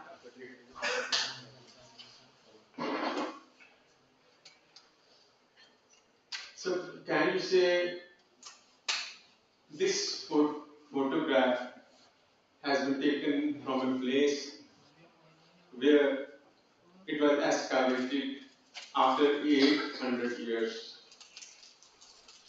And what do you see in this? You see a skeleton. Probably you see the teeth also. And you see why he is sitting like this. He was sitting in the, if you see, he was sitting in the form of meditation in a posture. So that tells you the culture and the society at that time. So that is part of the anthropology. From this, you can find out the various things. That is also anthropology from the bones, and from the teeth also. That is the dental anthropology. Probably at those times, this person has chosen the death by being in the antim samadhi at that time, and that is how this body was preserved. So now, these are the areas which I have been asked to be covered. Dental evolution, original and functions of teeth, anatomy of teeth, pulp cavity, odontogenesis, tooth eruption, dental morphometric variations, dental behavior, forensic odontology, and nutrition, and something which can be escaped by dealing with these things. So I will be talking about all these things briefly. So I will not go into the definitions of anthropology, but when teeth are involved, and all the things which have been covered since morning. So they will be dealt in this. So we will talk about the dental evolution. So this evolution is all about the diet, all about the environment. First, the humans.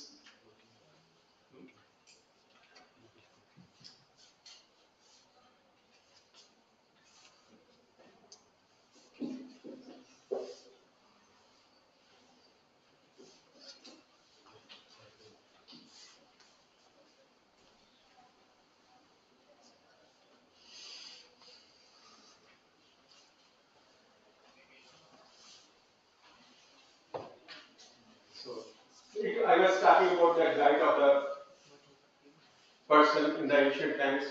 First of all, they were herbivores.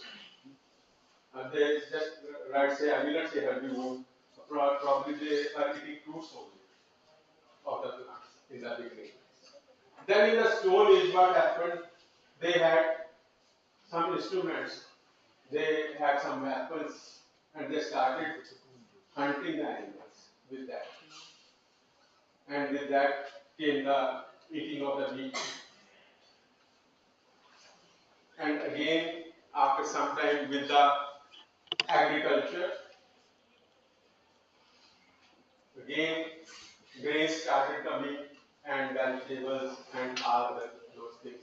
And then it was herbivore. And then people So there were few people in Hindu community who were eating meat since the very beginning.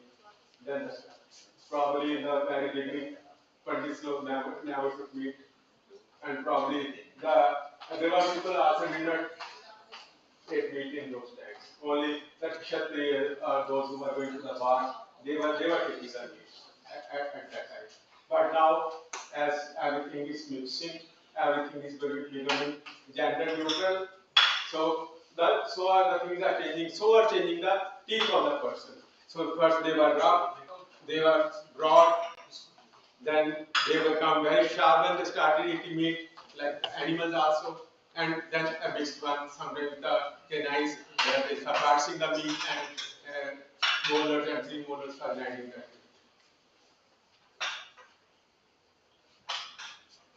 So what is the role of the teeth? Teeth are very essential for life. Except humans. When the teeth are not there, animals are not able to take their teeth and they will die. It is only the humans, they have the facility that artificial dentures are there and they can use these artificial dentures and then they can survive, but animals still don't have the facility. Maybe the time is changing. Maybe the dogs are getting the priority now over the other animals. They will start artificial dentures. They will start their artificial dentures also when they are old. How the teeth originated? So this teeth was originally in the fishes known as conodonts. So you can see in the picture the conodonts. They did not have the jaws, but still they have the teeth. And this dates back to the Cambrian period. You can see in the bottom picture. So then teeth can be homodonts or heterodonts. Homodonts means they are all the teeth are of the same type. Heterodonts, we have the different types. So in the top picture you see all the teeth are the same, and in below you see they are the heterodonts. All the teeth are different and their functions are different. And you know the children have the milk teeth and then the fall, and then we have the teeth of the adult person. So these are the primary teeth and the adult teeth. So you can see in herbivores the first photograph.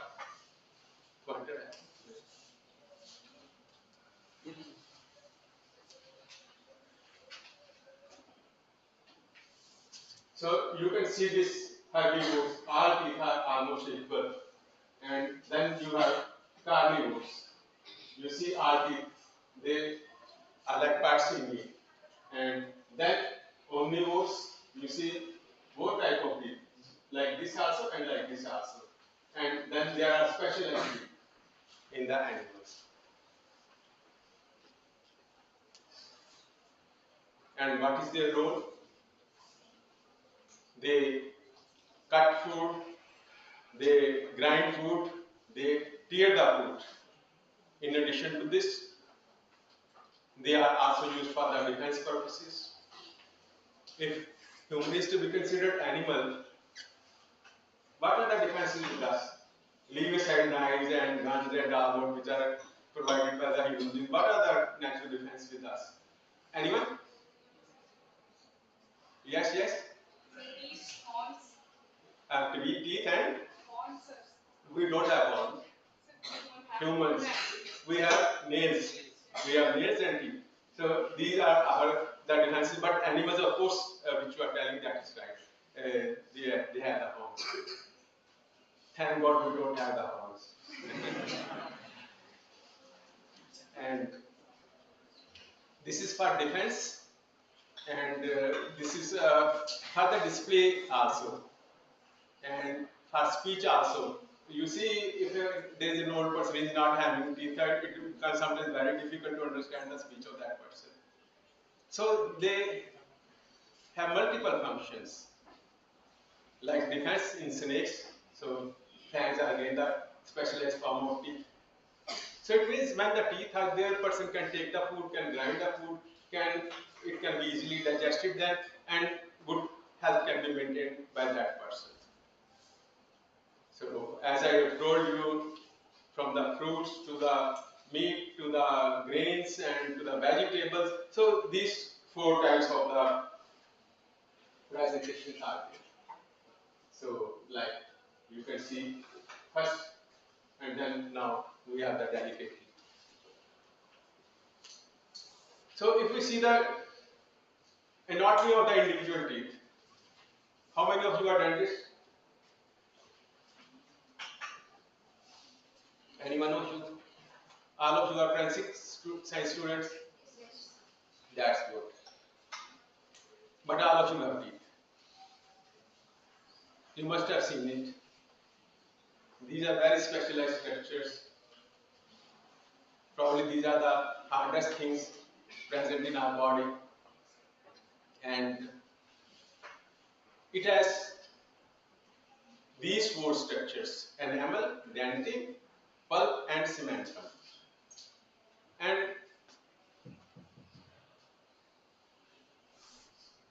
it has crown, it has roots, and it has neck.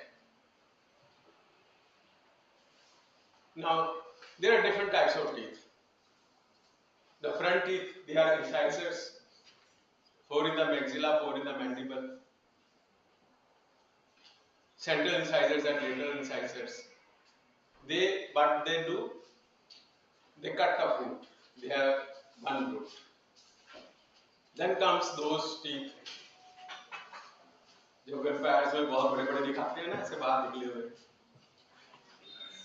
ये वही वाले हैं, पर वो बंदों में और ladies में अच्छे नहीं लगते थे। अगर आपको उतने अच्छे नहीं ना लगते, इसलिए गवर्नमेंट को नॉर्मल कर दिया, बाकी दांतों से मिला दिया।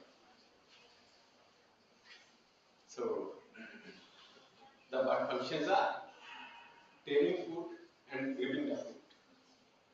Then there are premolars, also known as bicuspids. So again, they help in crushing the food. And molars, they are more cusp, usually 3 cusp, also known as tricuspids. Whereas premolars are known as the bicuspids.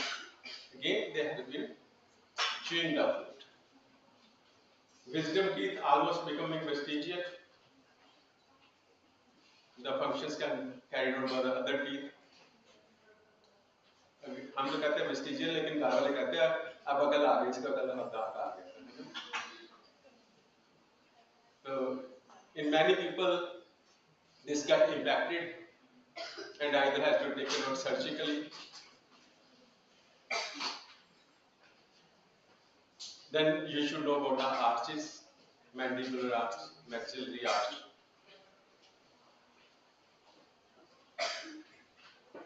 Teeth are represented by the dental formula. There are various types of the dental formula, but just I have chosen one. I haven't given multiple, so that you are not confused with that. So these are the numbers given for the temporary teeth as well as for the permanent teeth. Common dental diseases, you are not going to treat that, but once you are working as a forensic scientist and you choose forensic anthropology, you must have some idea that there can be cavities in the teeth, there can be disease of the gingiva, and with passing age, with wear and tear, something is happening on the teeth. Something special about the pulp cavity and the enamel. So, what is pulp cavity? So it is a soft tissue. In this there are blood vessels and nerves.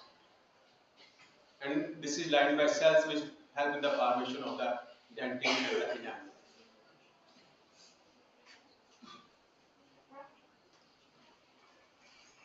So, this is all. They contain blood vessels, they contain nerves, they contain connective tissue, and they contain specialized types of cells, odontoblasts, which help to form the dentin, fibroblast, they give the connective tissues, defense cells. So these are usually present all over the body. Enamel. If we are asked what is the strongest structure in the body, that is the enamel. And it is the covering the outer layer of all the teeth, so that teeth remain protected. And that is why we can have this till a very old age, because bacteria can penetrate it, other things cannot do any harm to it. And it is made of hydroxyapatite crystals and organic matter.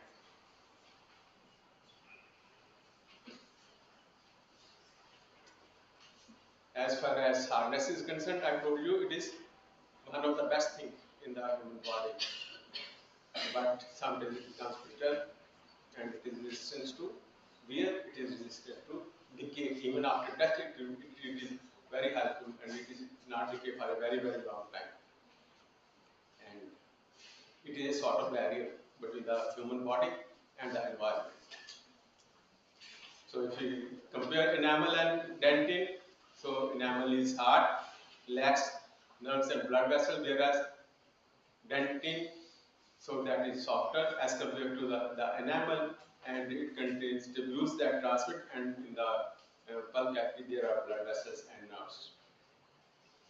So clinical elements, not much to you, but you should know that there are caries is happening, as you see in the top second tooth.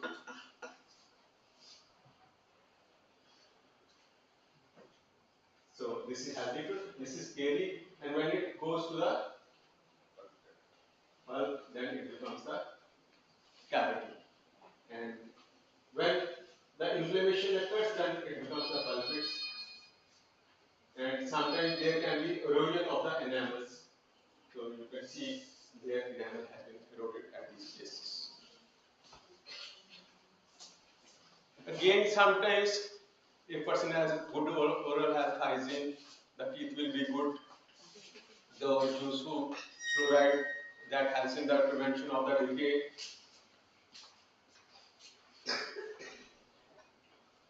If there is a sensitivity, dental sealants are used, and if there is a root cavity, canal treatment is done, and ultimately they are filled by the different.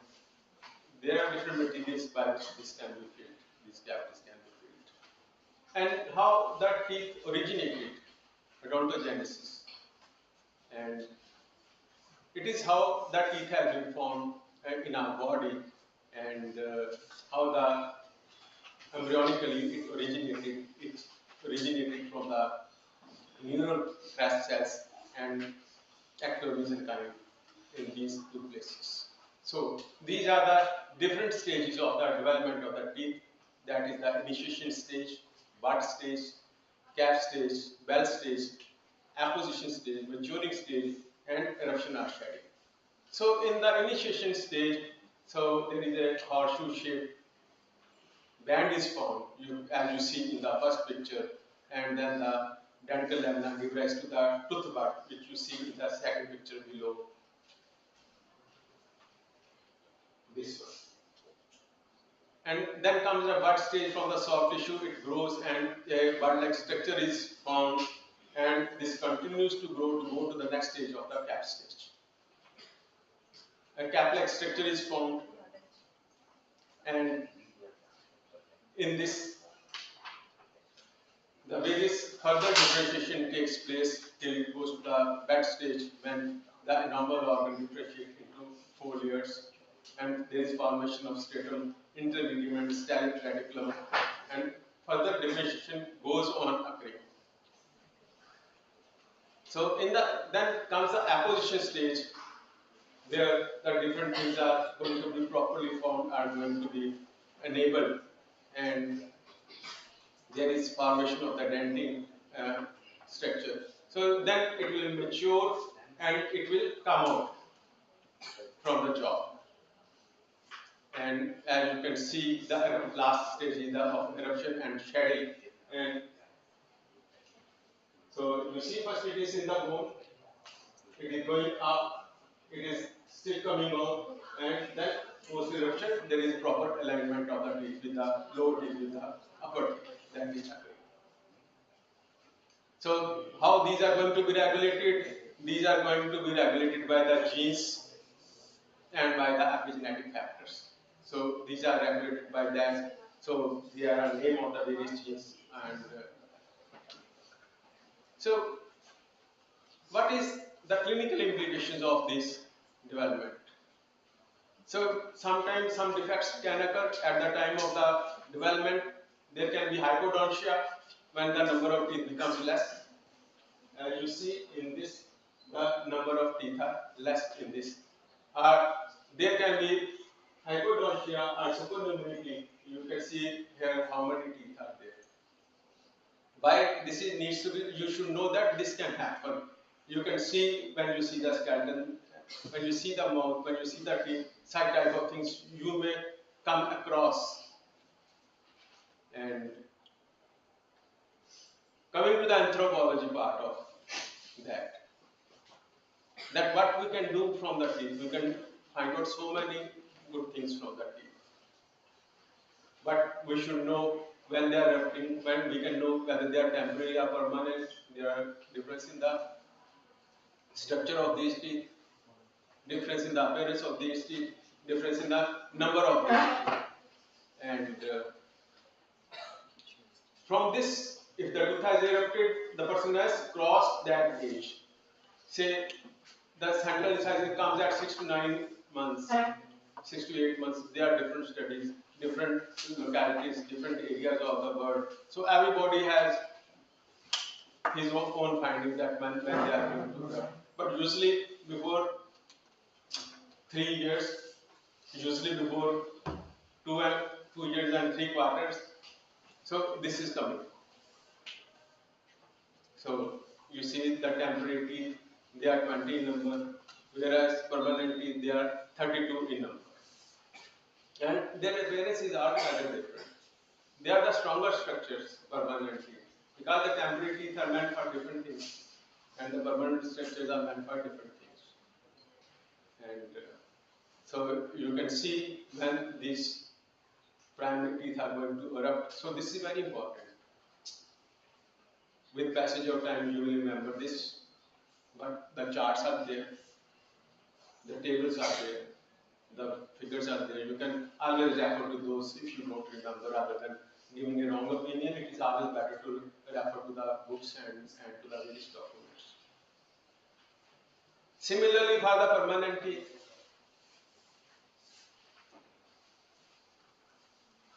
first molar is the first to erupt. Then come the central incisors, then come the lateral incisors, then come the canines, then the first premolars, then the second premolars, then the second molar, and third molars. They are last to erupt at the 70 to 25 years of age. So again, depending on the population, they will be little bit this side or that side, but roughly, approximately, in most of the population, this is the time period which is given. So whether they are coming, and it applies to everybody, no. So it is governed by so many factors. If nutrition is not good, it may take a long time. Genetics is also there in some families, it comes late. Good health, early it comes. Environmental factors, again, it is going to affect, particularly in some areas, particularly where the fluoride is there in the water. And the appearance also differs in those cases. So either there can be delayed eruption, sometimes there can be early eruption. I have already told you that the third molar or the wisdom tooth, everybody doesn't have the fourth wisdom tooth. पूरी अकल किसी किसी में आती है, यही कहने का मतलब. It is just given like that. Nowhere it is related, wisdom is related with the teeth. It is just because they say now the person has grown up sufficiently, when this tooth is coming, now the person has become wise.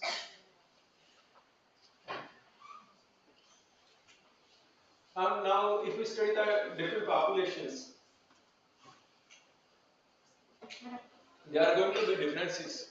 Morphometric changes are going to be there. Even if we study different individuals in the same population, even then there are going to be differences. So, if you wish to, at undergraduate level, if you wish to do these studies, you can do this in a very good way. You don't require a lot of instruments. You can do this. You can publish your papers in this, and you can create a data which will be very useful to the country. Please go ahead with this. If you require any kind of help, Dr. Jasuja is there. So many other people are there. So you can ask the help of anybody. So you see, I have just given one diagram. Otherwise, this morphometric analysis probably that is a complete lecture for 4 hours. So you see, these variations can be different. These measurements can be different. These can be, some of them can be measured. So these are the metric variations. Some cannot be measured but can be seen, can be observed. Like cusps, how many cusps are there? So these are the non-metric. So metric as well as the non-metric variations, they are very important. And as I told you, calipers, now they are digital calipers. It has become very easy with the digital calipers. Otherwise, पहले मिलते थे कि आंख के पास लाके कभी दूर कभी पास करके देखते थे कि इसकी measurement क्या है, what are the measurements of this. Now digital, very easy, and you can do all these studies. And 3D imaging, you are writing as you have done for the skull, you can do for a teeth also. And non-metric, I have already told you. So you can do a sample collection, you can collect the data, you can do the statistical analysis, and you can publish a paper in this. And non-metric, you see, I have shown you two occlusal surfaces of up to.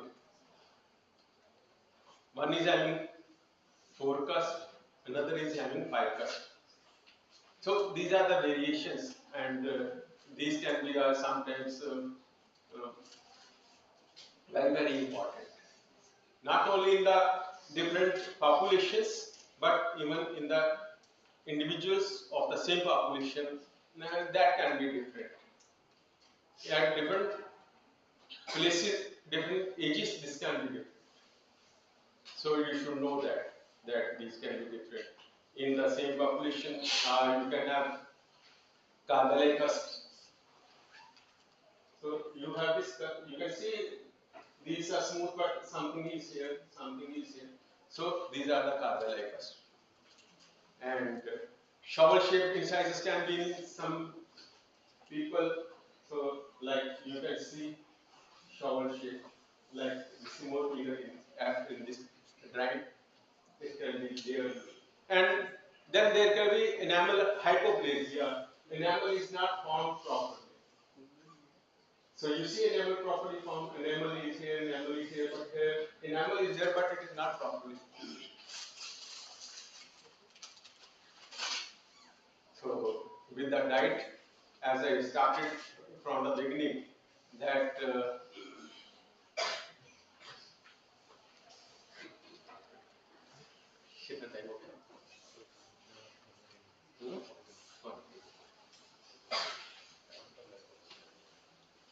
एक कटे तो आ गए समझो बंदा speed ना आगे चल जाए उस वाली बात.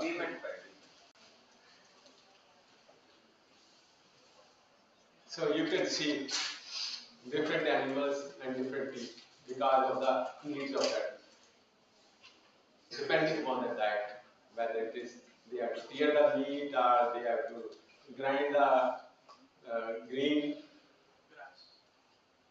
grass. होते जहाँ हमारे पंजाब में बहुत कुछ डालते हैं जानवरों को, शिकाला. So I don't know the English name of that shikala. Somebody who knows you can tell. But different varieties of the green which we have. feed to the cows and buffaloes. And humans, now they need all type of feed because you don't know at what time what they are going to like. छोटे होते पहले दूध पीते हैं, अच्छा लगता है, primary teeth होते हैं, फिर बड़े होते हैं तो अभी शुरू नहीं करते, फिर जब कॉलेज में आते हैं, फिर थोड़ी सी ड्रिंक कर लिया तो कुछ अभी तो साथ में होना चाहिए, फिर मीट खाना शुरू करते हैं, और फिर जब हमारे जैसे होने लगते हैं फिर भगवान याद आने लगता है, फिर से छोड़ देते हैं. So we need all type of things.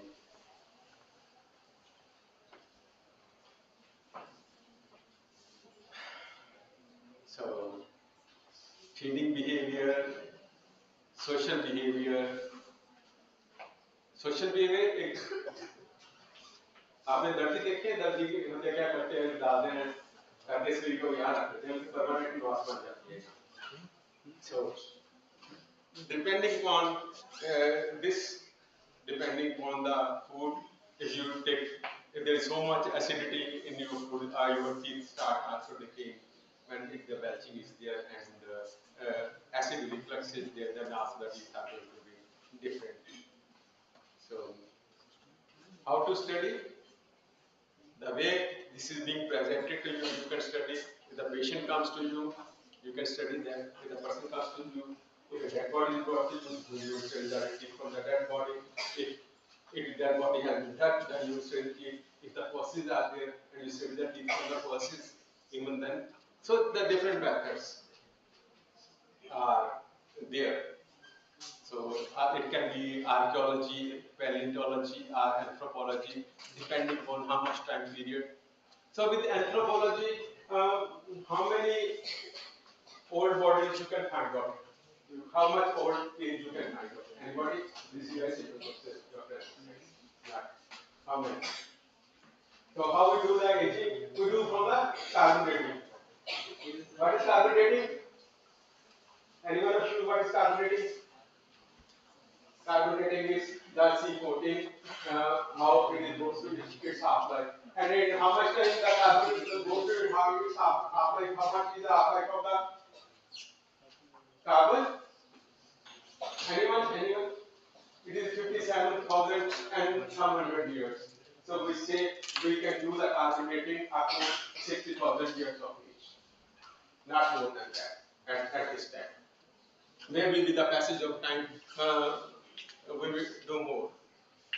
Now coming to forensic ontology, because whatsoever we do from anthropology, from the ancient times to the present time, from the old person to the young persons, from the ground, from the snow, anywhere, wherever we find tea, we can study that. So it is a very, very good evidence from which you can do a lot of things. You can determine age, you can determine the gender of the person, and that is going to help you in the identification, sometimes absolute identification. Because of the DNA present from the pulp cavity, we can do that. So mainly identification, biomarks analysis, and age estimation. We can also do some gender estimation also, whether this belongs to male or this belongs to female. And there are so many cases which have been solved. Time is short, otherwise I would have told you so many cases. And usually, identification techniques, when the person is dead, if he has antemortem record, we prepare a postmortem record, we compare that, and we can find out this. Then there are radiographic, person may have gone some for treatment, had the X-rays of the mouth and X-ray of the teeth, so they are present. So CT, CBCT, MRI, so these are the different things by which we can do. But DNA, I also told you, that is going to be helpful in certain situations. So it is very good that we do the absolute identification, but sometimes we cannot do the absolute identification. Then in those cases, the partial identification, that will be good. And especially in mass disasters. This becomes a very, very important thing. And now you see, with the changing environment, mass disasters are occurring more commonly. Sometimes the floods are there, sometimes the fires are there, and the people are dying in those. You have seen so many floods in India. Sometimes there is lava eruption, sometimes there is tsunami, sometimes so many things, and persons are dying. And it is also very, very important that in the living person also to determine the age, because at particular age person can say, I am a minor and I can have this punishment. So intelligence is very, very important, and we have to determine that age. So age estimation from teeth 1 is the teeth eruption, and then there are other methods also. Atlas method, Moore's method, and elimination method. At Atlas method, again it is, they have given the diagrams, they have given this facility, and from the 28 weeks of intrauterine to 23 years, just match with this. So this looks very small, but because projection is on a small screen, otherwise you can match with this and can find out that exactly what is the age. And then Moore's method is there. So again, the dental radiographs are there. So the different development stages, they are there. So that's compared with that, the age can be given like that. And the divergent methods, there are the 8 scores. From these 8 scores, the tables are given, we can give the age of the person. And I don't think I have a liberty to go to the details of all these methods. I can just tell you the name of these methods. You can go up and look after these methods in details. Then there is a Camry method also. And so, in addition to this, there are morphological changes in teeth, there are histological changes in teeth, there are radiological changes in teeth, and there are the biochemical changes in teeth from which you can find the age. And Gustafsson method, that has been the most commonly used, which use the 6 parameters: adhesion, barrier, secondary dentin, cement deposition, root resorption, and root transparency, and the same show you in the diagram. That these are the changes from which we can find out the age. So we have done a big study on this, so that is published also. So you can go to the net and can see this. This is a complete study, and these are some of the pictures which are taken from doing that study. And there are now the modifications of the Gustafsson method. Gustafsson method was popular in 1950, but since passage of the time, there have been different changes. But still, the Gustafsson method that remains the most common form to be adopted. And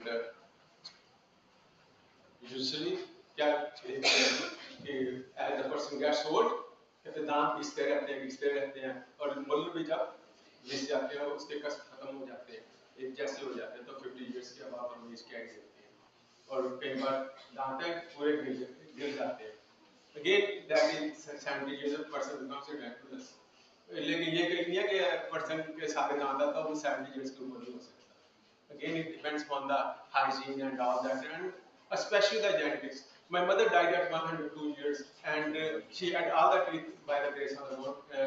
When she expired, she had the 32 teeth. So it all depends on your genetics also.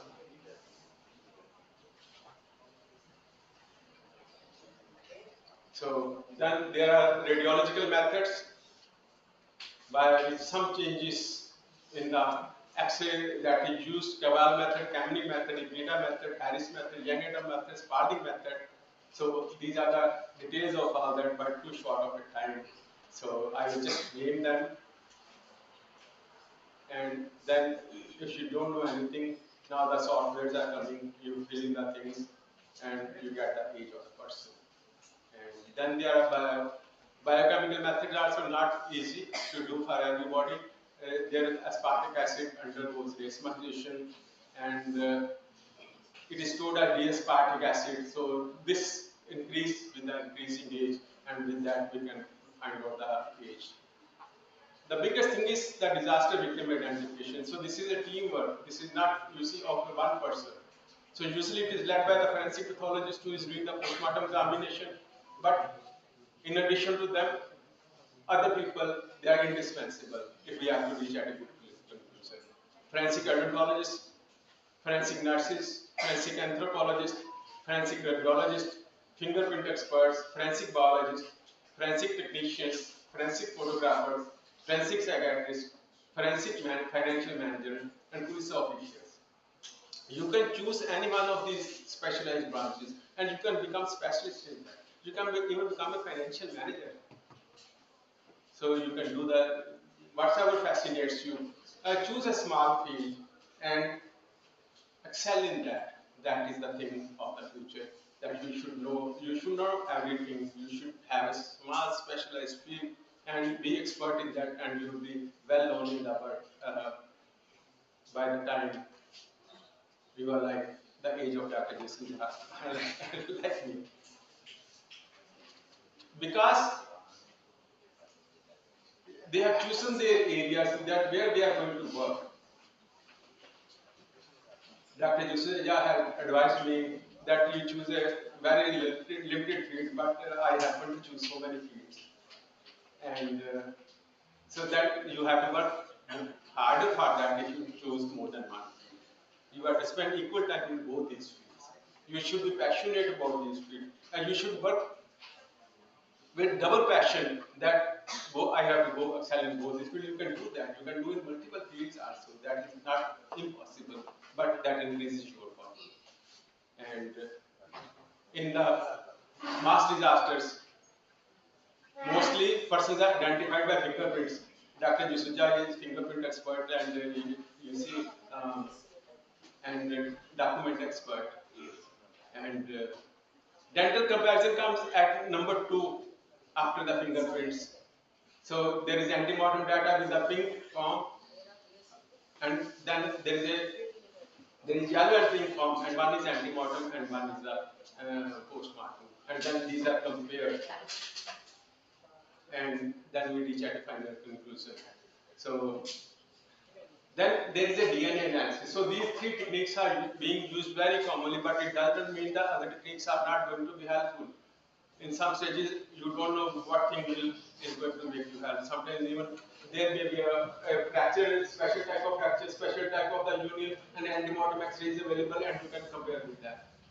We have done an exercise when the 95 passengers in the USA, they died in an accident. We had their jaws brought to us, and we could identify 95 out of 95 in those cases. It was not me alone, it was a team. Because their antemortem X-rays were available in all those cases, but in India it may not be possible that everybody will be having antemortem X-ray, and that will be stored properly. So DNA analysis, ultimately this is how you see DNA analysis. And you see, you can match. Which is matching which? First is matching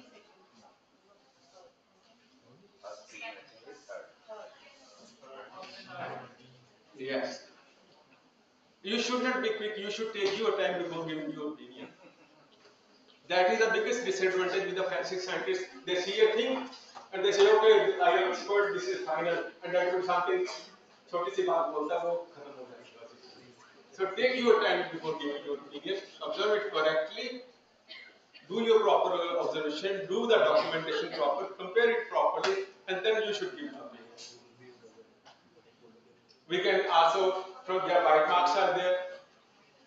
So I was lucky to do the PhD in white marks with Dr. Jisuja. And probably that was the biggest study in the world at that time when we had taken 205 cases at that time in that study. So whenever they come in contact with something, they will leave the mark, and there will be physical alteration, and if we study these marks properly, we can find out exactly who the person was, because white marks can be guarded on a substrate, any surface, not only the skin, but also on other food marks item and some other items also. So Adam and Eve, you know, they started the whole process according to the Bible, and we are you are going to listen to these lectures and sit here and try to solve the things. So usually human bite marks, they have diameter of 25 to 40 millimeter. Incisors produce rectangular marks and canines produce triangular marks. Usually these are the front teeth which are producing the marks. Rarely it goes to the bite marks. So homicides, sexual assault cases, child abuse cases, physical assaults are called. We can see this. We can see the different types of the crime at the different places, and different areas are involved in these situations. Usually these are the chiefs. If you don't know forensic odontology, this was in 1992, but I did not have any idea what the forensic odontology is. And I just took a picture and I didn't know what to do with this picture. I just put in the computer and I will show it to you. That's all for this one. In 1998, I went to US to have the training for forensic odontology, and then a case came. And in this case, what we did, we knew everything now at this time. We had the knowledge, we had the skills. This is probably during our PhD, in this case at time when we were doing that study. And in this case, the culprit was caught based on these bite marks. So these are the different, so all those places which can be kissed, that can really have bite marks. So it is not only the animate objects, inanimate objects, this can also be present. And so forensic odontologist, if you are involved in the team, you should know that these are, you have to collect the evidence, you have to preserve that evidence, you have to evaluate that evidence, then you have to compare and analyze, and finally you have to give your opinions. You have to differentiate between the human bite marks and the animal bite marks, because these are entirely different. Then there are evolutionary trends from which you can find from the incisor, breadth index, molar index, and step index, and these are the different indexes by which we can find out that when this index was there. So there are challenges to this, and these are the technological challenges. You have seen the equipment today, so we need the costly equipment. Then there are ethical considerations also, whether which type of data we can use or not. In the morning, it said that the person does not want to give the DNA samples. So there are the ethical considerations. So these become the limitation. And sometimes the material is such that you can't do anything with that. That's so much degrading. And future, we have a lot. You can see, it is the last 5 minutes which I am going to take if I have that. Just 3 minutes. Okay. So there are new materials coming, good, better, best. So the best materials are coming. Digital dentistry is there, so you can use on the computer, CAD, CAM, 3D printing, and what you are seeing today. And then there is a precision medicine, so that is getting very popular. And then there is a nanotechnology that is being used for the better things, but nanotechnology has its own limitations and drawbacks, that there can be nanotoxicity with that, and that is going to become very difficult to detect, and can be very harmful to the person, because then the person will go in minute details to the tele-dentistry, sitting at one place, doing the work at the other places. This is possible, and then the last is the artificial intelligence, machine learning. So you know, you are listening what they can do. Probably they are thinking of replacing humans ultimately, and regenerative dentistry, smart dental devices, and sustainable practices. The most important thing is sustainable practices. Whatever we do, that should not do harm to our environment. And this we need to do the research. We should have a regulatory body which can take care of the ethical consideration and cost. Of course, every institution has its own limitation. Thank you very much.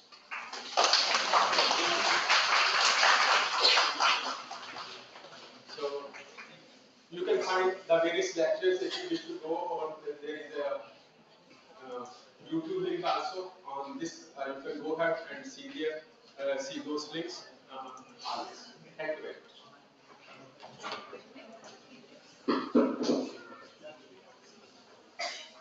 Any question from the audience side? Please.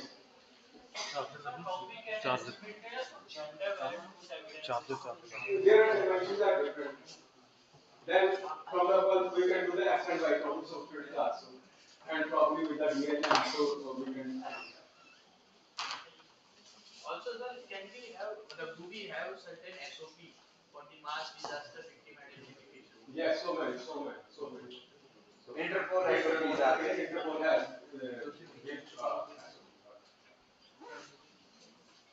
anything else, I will be happy. Otherwise, you can ask WhatsApp me and you can find out. You can come to my website and can ask the question. Thank you very much. Thank you so much, sir.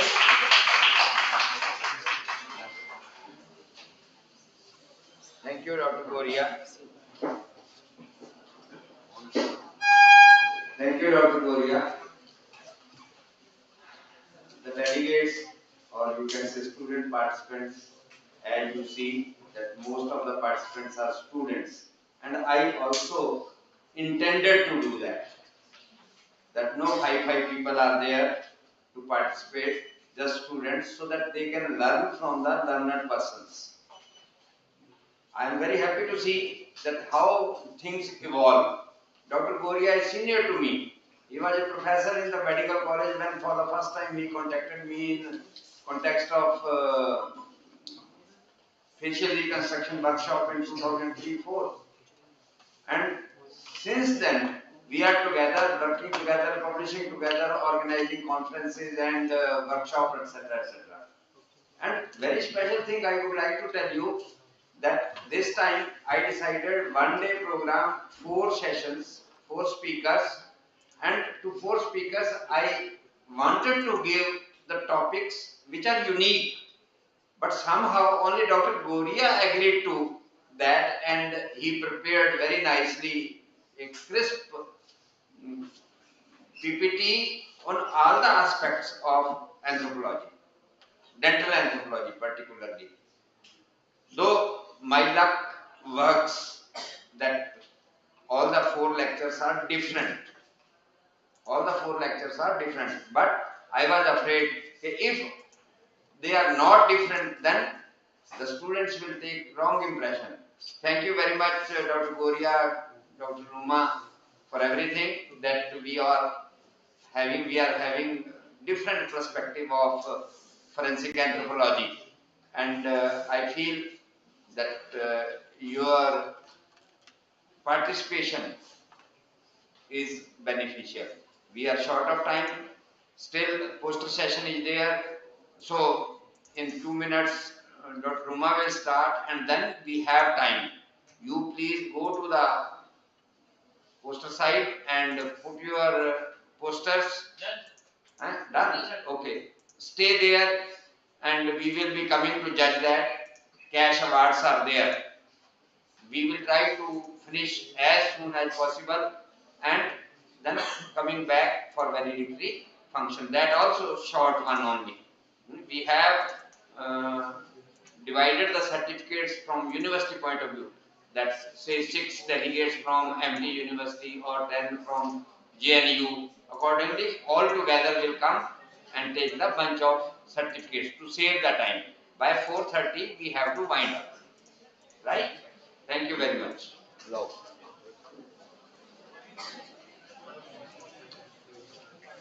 I would like to call Dr. Goria over the stage. Dr. Jasuja, please hand over the memento and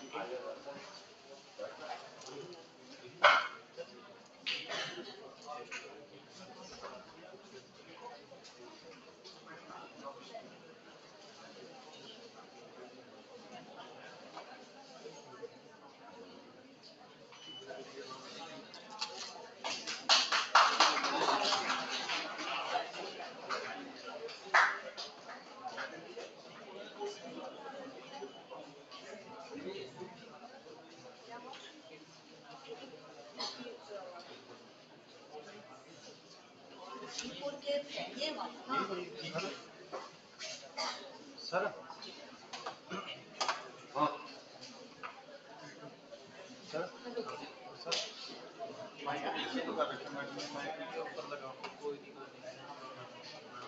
Moving on to our next speaker, Dr. Roma Purke. Dr. Roma Purke is a professor at anthropology at Allahabad University. Born and educated in Delhi, the capital of India, she completed her master's in anthropology and doctorate in forensic anthropology in Delhi University. Working in the field of ear biometrics, she had submitted her thesis and was awarded with the degree of Doctorate of Science in 2015. Three instruments devised by her have been granted patent under the Government of India. She is recipient of international and national awards, including Young Investigators Award by International Association of Forensic Science in 1996, University Grant Commission Research Award in 2004, and VBSI Award by Indian Academy of Forensic Medicine in 2001. She has several research papers published in various international and national journals. Her measurements devised by her for determination of sex from pregnant bones are followed and tested in various parts of the world. Please join me in inviting such a dignitary on the stage.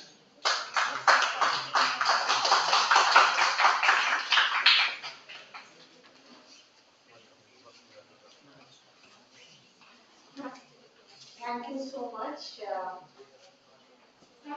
I'm just a forensic anthropologist, nothing more than that. And yes, my love is bones. Bones and say right from 1986 when I joined PhD in Delhi University. And later for my field work, because I was working on murder cases, they were there only, you can understand that we need a huge collection on which to develop the standards. Then only we can say that if it is above this male or female. So I moved to Bhopal, that is Gandhi Medical College, Medical Legal Institute.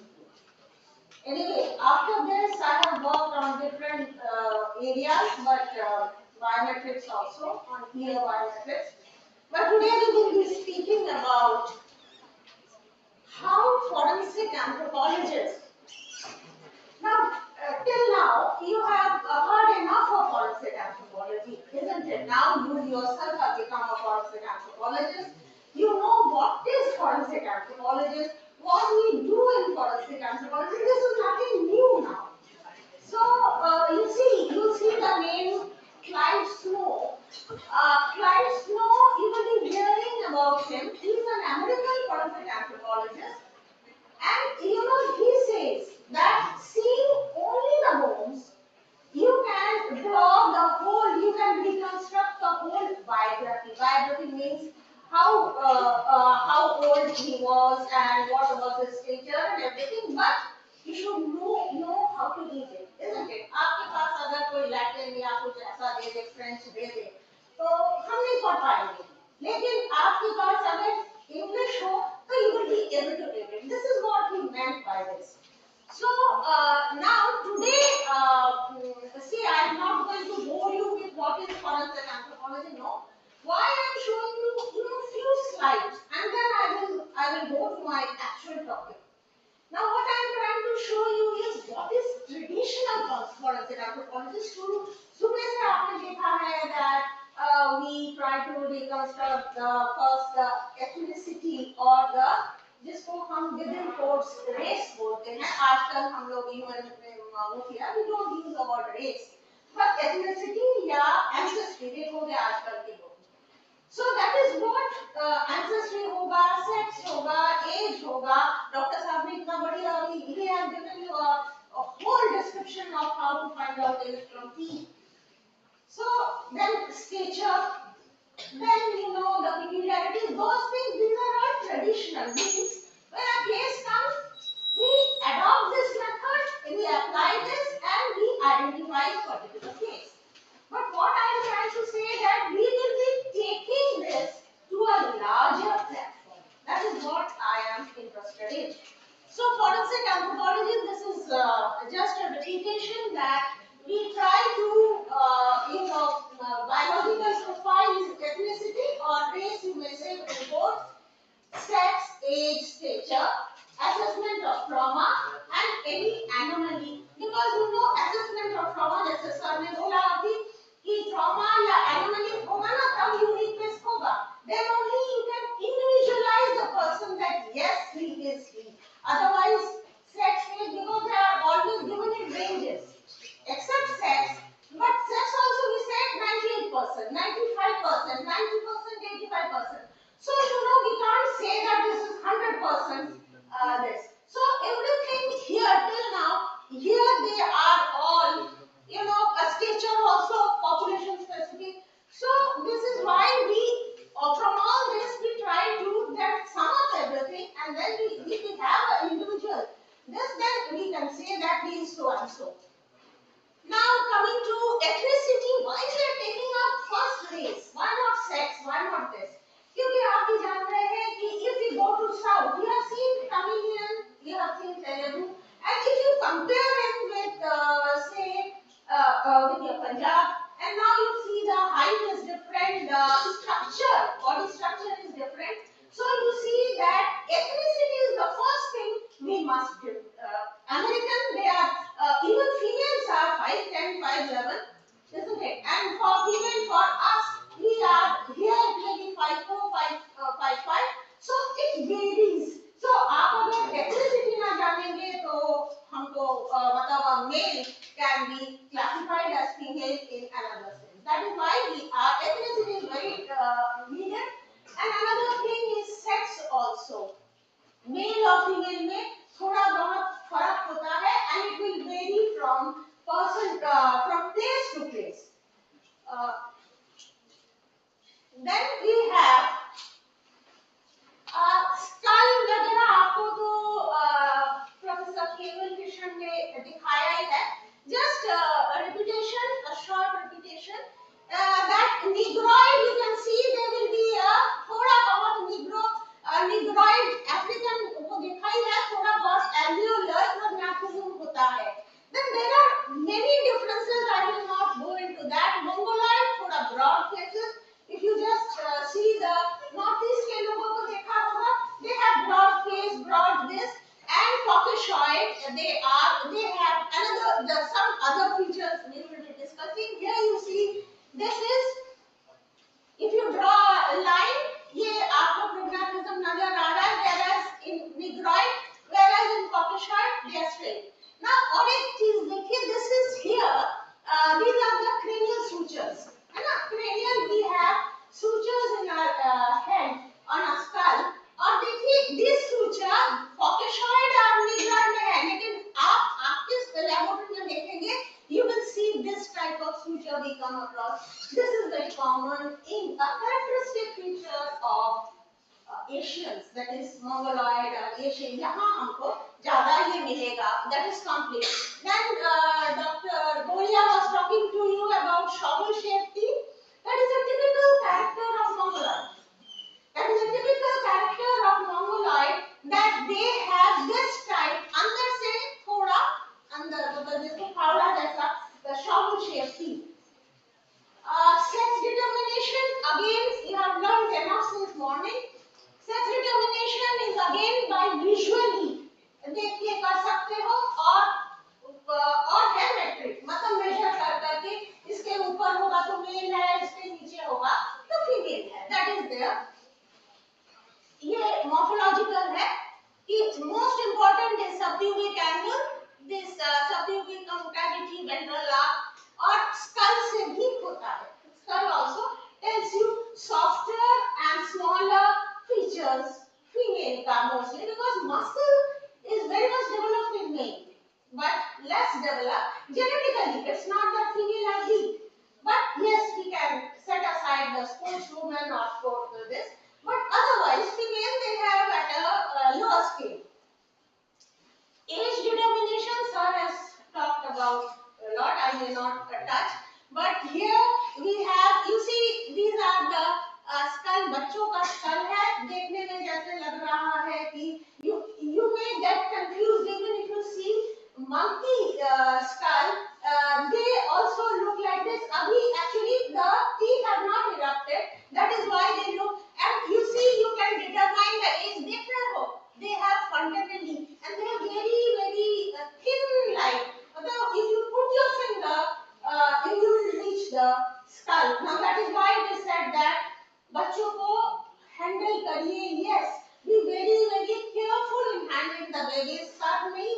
चाहिए because you have frontalis which fuse at different times.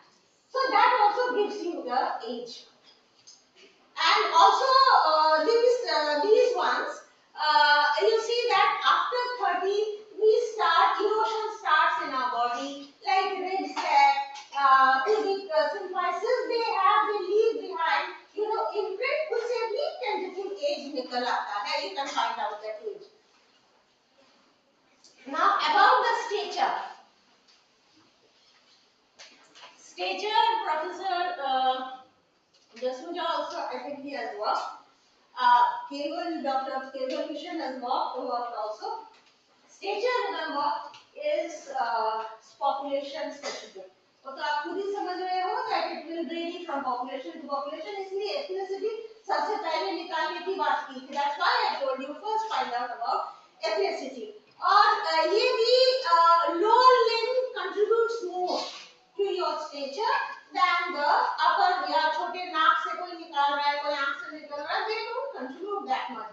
You will get the regression model, whatever regression model you get will be will have that is standard error of estimate बहुत ज़्यादा हो जाएगा. It will not give you a very good result. So these are the general, this is the traditional. Now we come to what is the role of anthropologists in humanitarian work. Abhi since you may say 2000 or it started in 1984, this humanitarian forensic. Can you tell me what do you mean by, we've jumped from forensic anthropology to we are talking about humanitarian, मतलब human rights वगैरह. Am I going to teach you or am I going to tell you about human rights? What do you understand? Have you ever heard of this? No? Or yes? Yes. Yeah. Common these days. Yeah. Thanks to NFSC. Yeah. इस mood में कर दी.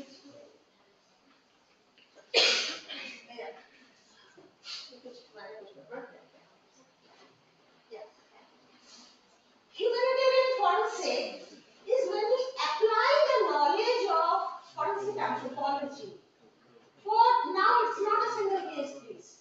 It is when where human rights violation has taken place, genocide, or even in mass disaster. Now he is the person, Clive Snow. I will tell you a small story or the reality. How did it first come into existence? The Latin America, since 1940s to 1980 or 1990, they were the human rights violation. There was a lot of cases in most of the countries. Human rights violation was rampant. It was very rampant. Most of them, they were taken over by military, and thereafter, obviously, there was subjugation, there was torture, and people disappearing without leaving behind any evidence or anything. So ultimately, if you talk about Argentina, it was the first EAAF Argentina ka hai. That is they have the Argentina and forensic anthropology team there. You know what happened in 1984? Argentina, after 8 years of the the subjugation, they got finally they got the independence. When they got the independence, obviously by then 9,000 people they had disappeared, and there is absolutely no evidence where they are. घर से गए, they are lost, or they will truck आके उठा के लेके they will never return. So family members still now they were obviously, you can very well understand, if a person dies in front of you, you know that the person is dead. But if somebody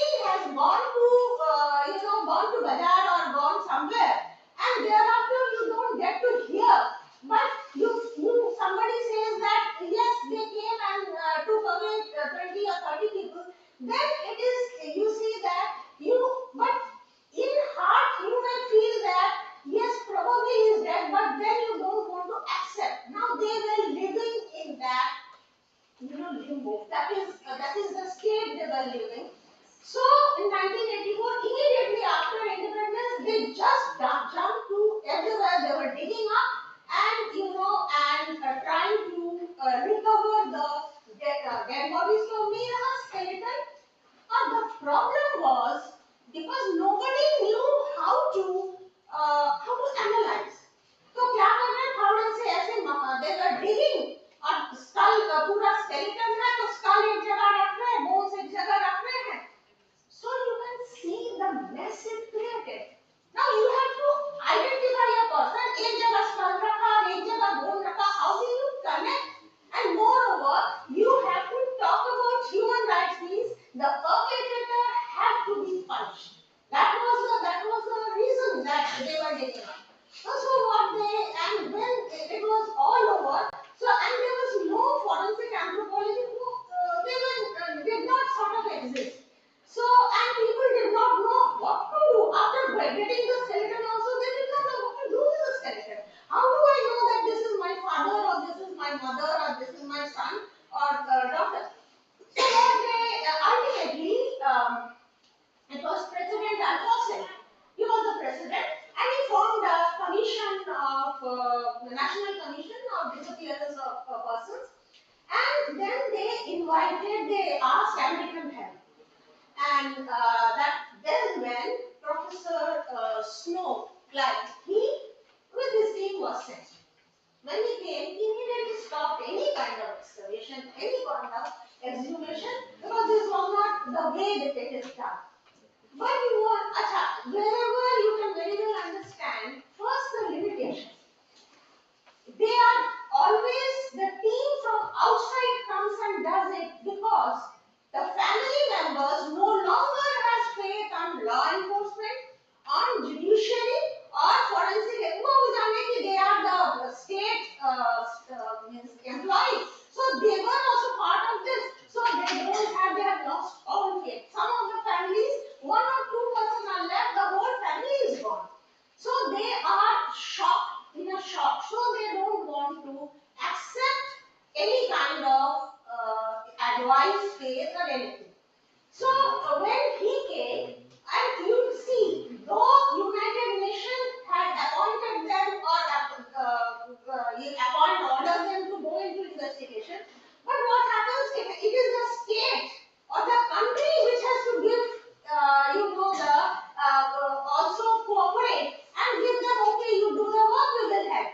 But the country sometimes, because many of the military and everybody, they were part of this. So what happened that they, in that case, do not give them a large time. They do not give a long duration. They say complete that within say 20 days or 2 months or 1 month. So it becomes very difficult. And when Clyde Snow came, he gave a call that we will start with it. We will train him, but then we have to go. So he followed it, and you won't believe, none of the citizens or none of the literate person came forward except for one was an archaeologist and another was a social anthropologist, socio-cultural anthropologist who came because they were not under government, and they came, they learned, and they formed. Thereafter, Clyde Snow used to come from America within 5 years. He used to come again and again, made a team, and now the team, they have been nominated for Nobel Prize also. They have been worked in 50 countries, Central American country, Latin American country, Iraq, all the Asian and very many places, and they have done their job as a forensic anthropologist. Now you see the forensic anthropologist, ये जो एक infant subject था, India में तो forensic anthropologist का कोई role ही नहीं करता है. Bone भी आता है, so they also know it goes to the forensic medicine person, and he analyzes with his own this, and then I have devised number of measurements which are used all over by 14 countries. They are being used, my measurements, but in my country they are not used. You can see Phuket triangle and this. You will see that international publication of 14 countries are there, that they are using it and they are getting very good result. But our country, so this is the problem. Anyway, let us forget that. Now, so what happened that they started developing forensic anthropology, not forensic anthropology. It is a humanitarian where forensic ornithologists, archaeologists,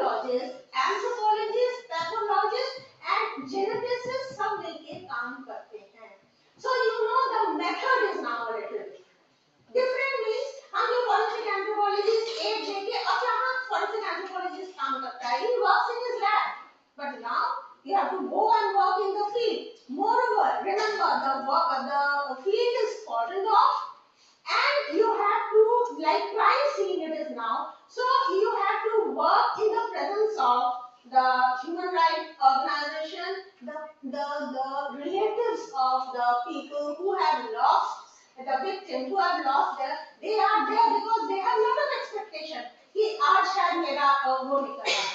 And you can very well understand now this is a mass type of. They used to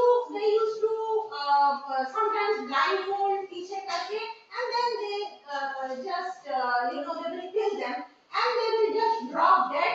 उसके ऊपर मिट्टी वो कर दिया, again they will come and so it is a sort of a mass burial. Sometimes it is a mass burial, sometimes it is in a single burial. So what happens now? You try to understand if we go to a different country, we are foreigners. Now we have been given, well, you have to finish within 30 days. You have to get the exhumation. You have to do the lab work also, identification and closure. So what you will do in that case? First thing is that you will start with the goal. Obviously, we'll talk about this. First, we will start with the preliminary investigation. Before going to the field, I will try this. The people will try to save time. Will देखे तो वहाँ where are the cemeteries or where have they been buried.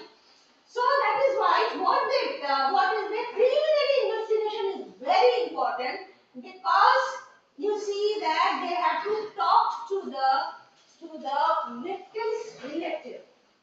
Now victim relative से वो खबर लेने की कोशिश करेंगे कि how much, that what do you think that how he was killed. Not only this, newspaper का वो देखेंगे, then they will talk and then they will see if any official record is there, death certificate. They will try to gather as much information as possible, and obviously they will not be same.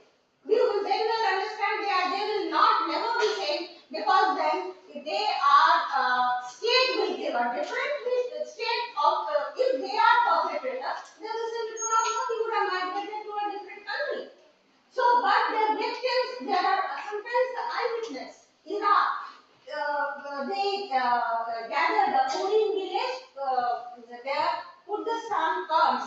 Now they are the most sort of they were targeted there. So that and petrol and oil refineries, they were located there. So that was they used to what they did, they surrounded them and brought separated the ladies and the children, old men and the men of this, separated them, and then they made them sit, and they fired from top. So out of 33, 27 were found in the buried there, but 6 were missing. And how come 6 were missing? Because they were firing from top.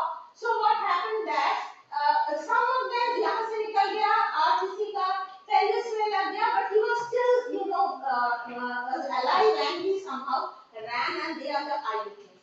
Remember, in forensic we say that we should not know, we should not come to know when we are trying to reconstruct. We should not come to know that what age the victim was of this. But here it is very necessary because there are thousands. तो इसलिए information हम लोगों को बहुत जरूरी है कि what was he wearing. Then if we have an eyewitness, because in Iraq it matched with the eyewitness version, क्योंकि जो entry of bullet था वो ऐसा था. So that means they were hitting from वो लोग बोले थे कि they were hitting from top, so entry वैसा था. And even for children and the ladies, what they did, काफी दिन थोड़ा दिन जेल में रखे, फिर उसके बाद ऐसा ठंड में, you know how cold is there, desert में जाके उन्होंने छोड़ दिया without food. That you will, and then they said, where, how do we eat at this? Well, you have been brought here to die, and that is, and from somewhere, you know, birds जो थे और दूसरे छुप छुप के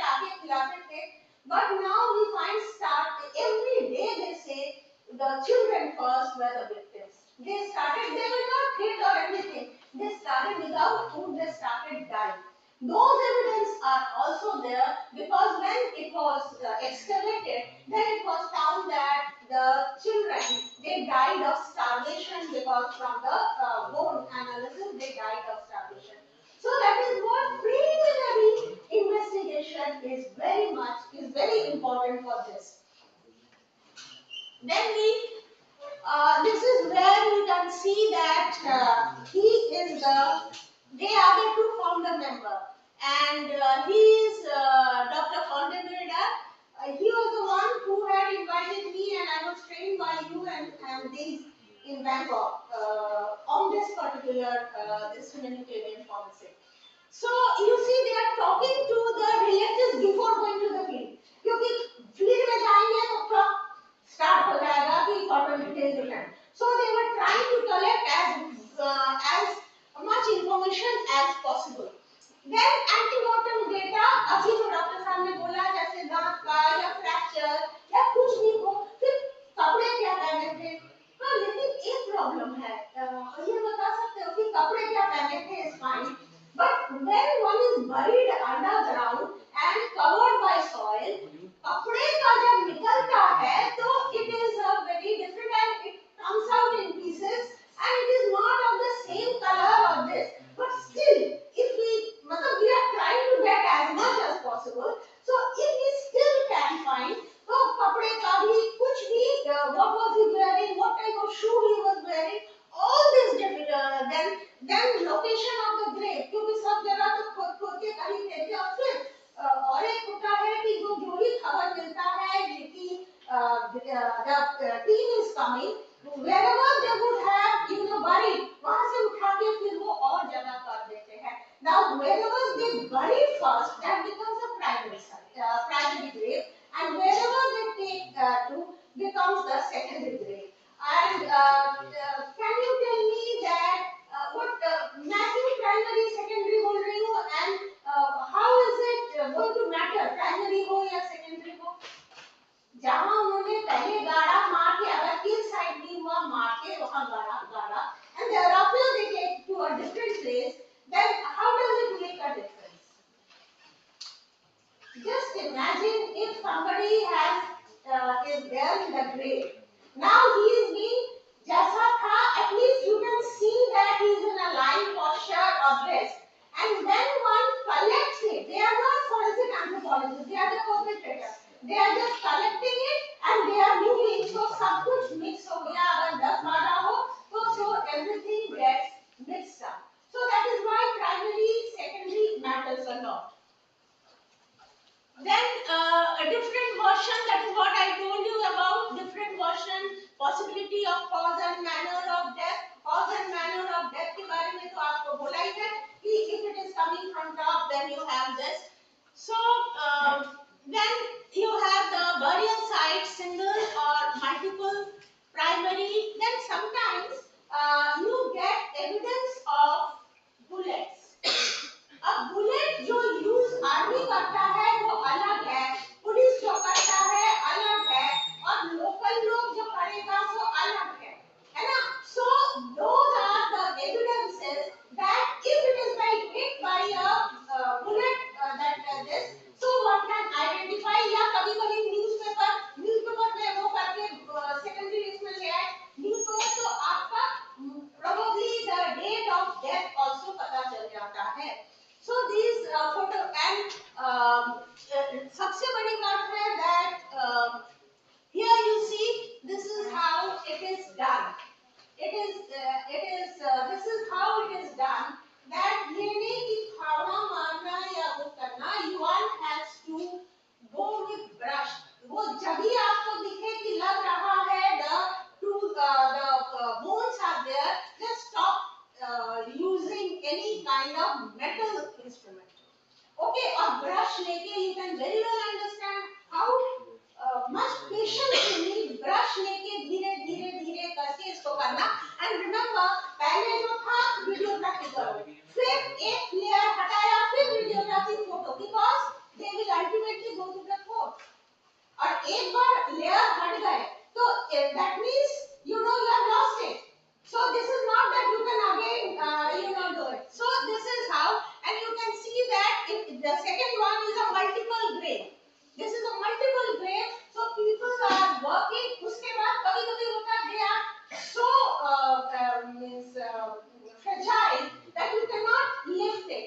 So measurement भी करना है तो वहीं बैठ के you can do it. You can see, and their photography also with scale, proper scale, and you can see that this is a multiple this. You can see that children and even adults are पूरा dump कर दिया गया है. Now here you see the ammunition या bullet. ये देखो यहाँ गले में फांसी लगाया. Even I was in New Orleans when the Iraq का उन्होंने दिखाया था, Americans were showing. वहाँ वो पूरा there are also पूरा blindfold पीछे वो सब कुछ and what they did एक मारा desert में ले जाके किया and फिर बालू से उसको sand से उसको ढक दिया again same side. So you have layers and layers and you have to be very careful कि एक का bone दूसरे में ना चला जाए. So you can very well understand and how difficult it is to do this. And photography देखिए, you have to take a vertical photo from top so that you get a proper dimension of this. So it's not कि एक तरफ से ज़्यादा लेते सामने का तो बड़ा आएगा, पीछे का छोटा आएगा. So one has to do the photography like this. Then another person is there who is continuously making writing that what all was found at what time and what was this. And sometimes there is another problem. जो country doesn't like that such investigation should be carried out. UN ने तो order दे दिया, but then they do not say no on their face, but then they do not want that. So mostly if it is UN peacekeeping force, वो सहारा देते हैं, they look after the security. But there are countries like Democratic Republic of Congo, though peacekeeping था, but they said we will not allow. So what happens that you can't do all the excavation everything at once on one day. So once you leave, anybody can come and anybody can remove. So what they say, that is another problem, and so every time one has to video record, and also they sometimes say कि हाँ यहाँ एक cemetery है, यहाँ burial है, करके they shift it to the second. Once they know that that means they have found this burial, they try to remove. So they say that please एक पतला सा सीमेंट का लेयर उसके ऊपर पूरा चढ़ा दीजिए. It is very it is महंगा भी नहीं है, it is very cheap, and anybody interfering will immediately they will find out. So that is security of the site is equally important, and this man, because you see you have to make every note, and these notes are very important because ultimately if it is taken to the international court, so one has small there is a mistake, they will not accept the evidence in any court. That is, if there is a loophole, they will not accept. This is the type of recording or diagram they have to do. That is, they divide and every quadrant what all was found. Now that is how it is done. The form, this is how is excavated, and this is the photography. They do the photography. Apart from the photography, you have to make diagrams. Then coding of every part of the board. एक को coding दिया 1 है तो उसका हाथ का 1A 1B so that everything can be connected, because later you see this is how the evidence is sent, and also one has to maintain the sequence of the evidence. They have to maintain the sequence of evidence, who did the work, to whom it was given, and if anything is missed, it cannot. One is a small mistake will weaken your case in the court. The laboratory work ये तो पहले ही दिखा दिया. These are the bones they get. आप देख के पता चल रहा है that these are, you get a mixture of bone. First question, are they human?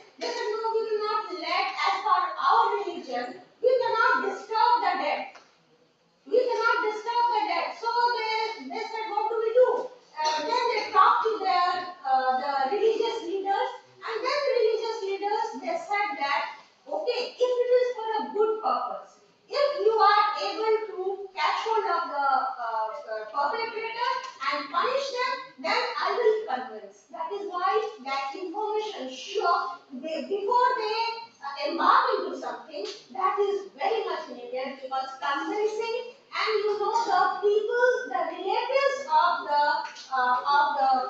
victim who are in limbo. If you see number of video are there, this El Salvador, they are saying that the day 5 years ago or 10 years ago my whole family was killed. Since then I am sort of a zombie. I cannot think, I cannot do. Whatever you do, whatever you think, you use your brain. I can say that my son was wearing this.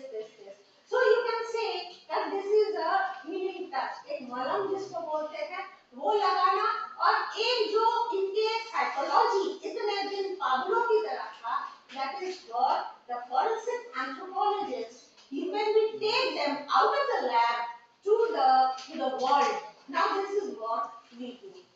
So in short, I tell everything, but if you have any queries, you are most welcome to ask.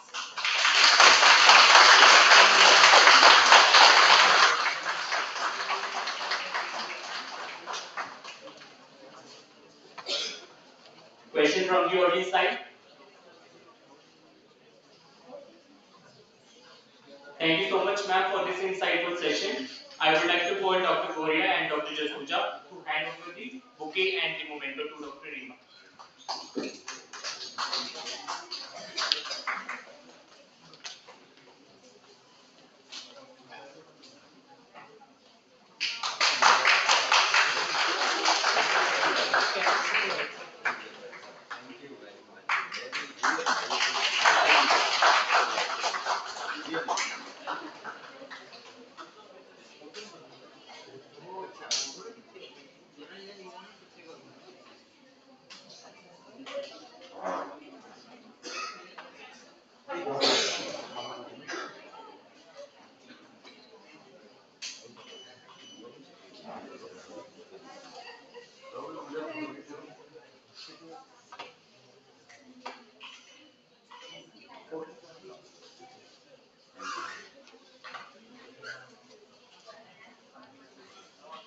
Now we move on to our much awaited poster presentation session. I request everyone to be present at the poster presentation area and all the presentees to be present near to their posters on the allotted desk.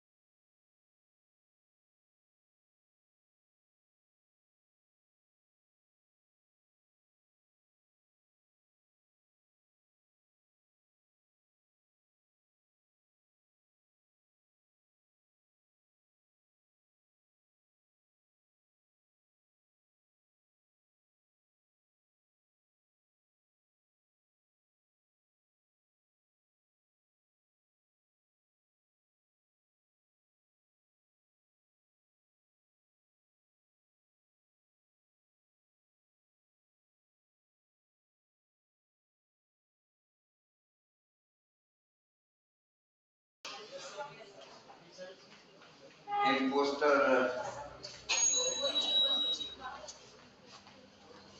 Competition आ जाओ, result आ गया आपके पास?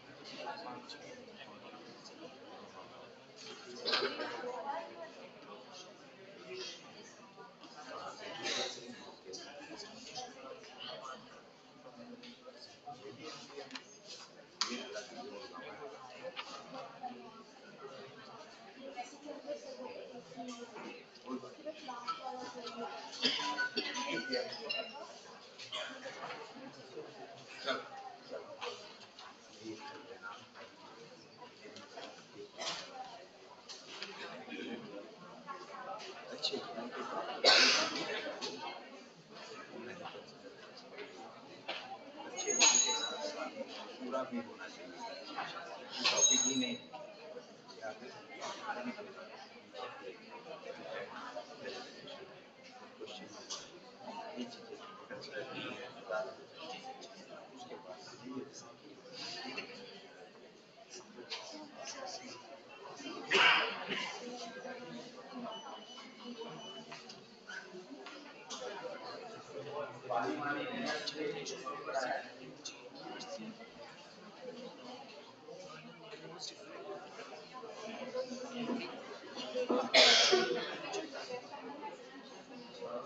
एक group photo हो जूगा थल्ले हैं? Once the event is over, we will have a group photo of here, right? We don't need a side. So after the judgment of all the posters, there were many posters which were very good, but we have the criteria to judge every poster. So some of them has to be spared off because of the laggings which need to be fulfilled. After all the discussions, we are here with the results. So on the third position, we have the poster number 3 presented by Mandi from RIMT University, Haryana. I would like to call Dr. Jasuja, Dr. Ruma and Dr. Goria over the stage to hand over the prizes.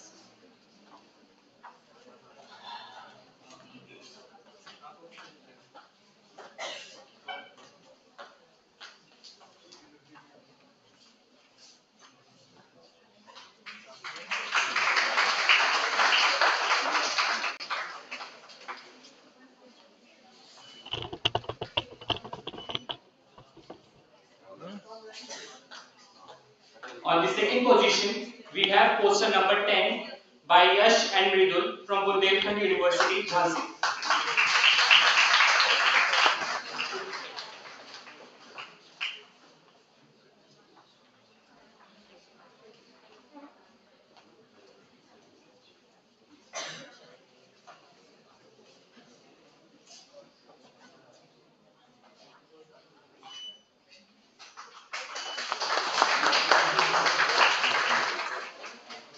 And in last, on first position, we have poster number 2 by Purvi from RIMT University, Haryana.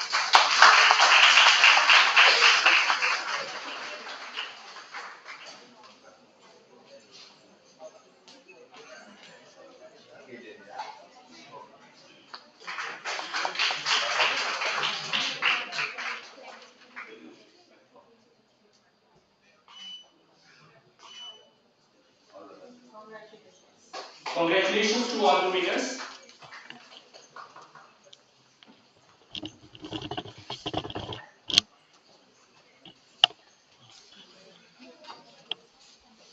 Now for the distribution of certificates, I would like to call the university name, and all the participants from that respective university has to come on the stage to gather their certificates. I would like to call Dr. Ruma, Dr. Goria and Dr. Jasuja to hand over the certificates to the participants.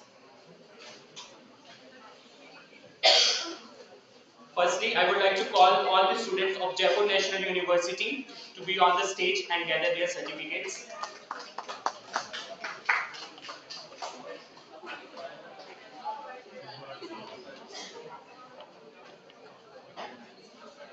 I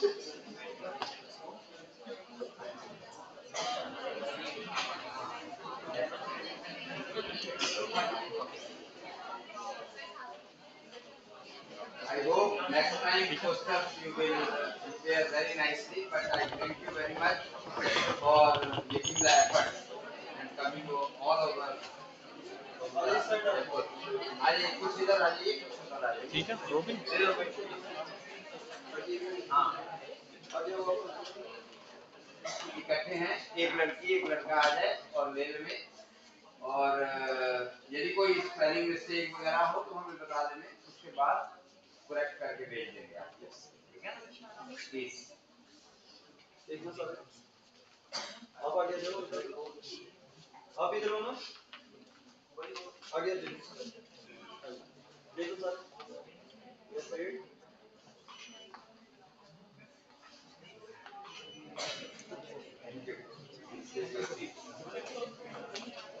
Next, all the participants from Gobindgarh University. Participants from Gobindgarh University.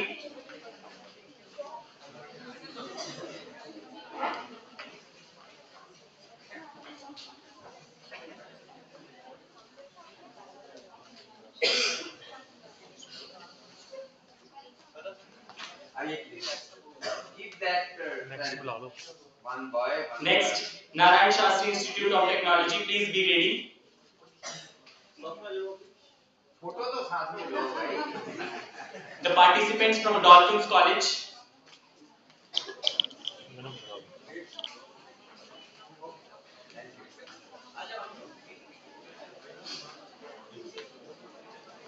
The participants from Mandsaur University.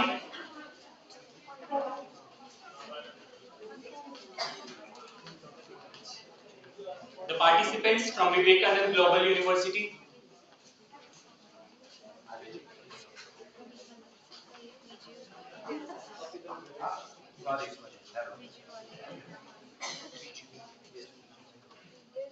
Vivekananda. Vivekananda. This is when this says no one is there. PGU चाहिए? Vivekananda.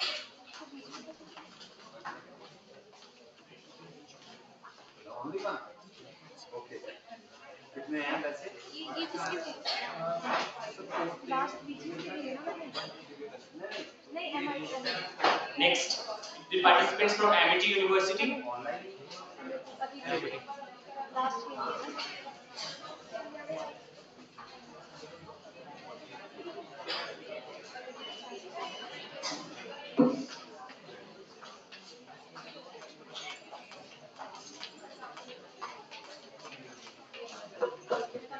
PGU।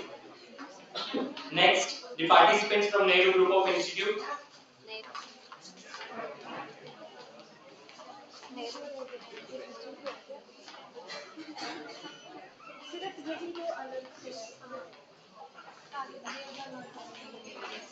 The participants from Parul University, please be ready next.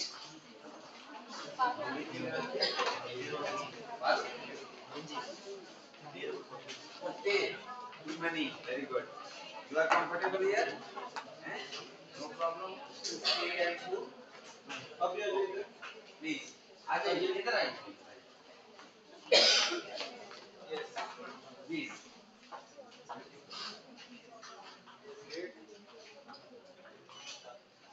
Okay. Thank you. The participants from Parul University. Participants from Bahara University.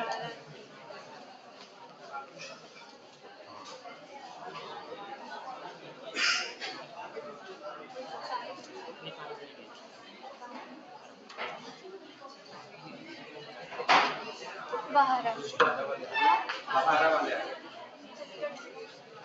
हाँ इसी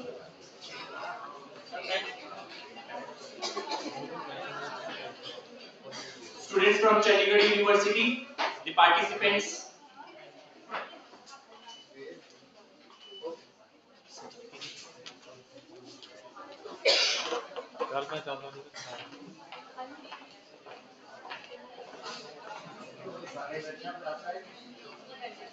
Better.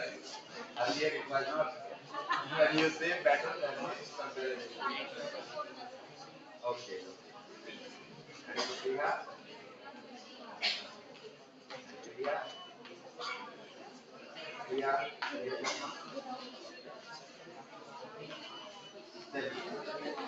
Okay. I would like to call Dr. Pal Singh.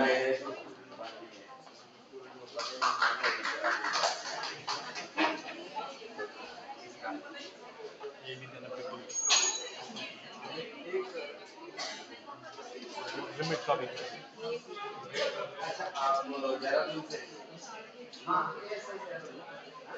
Last में देखिए please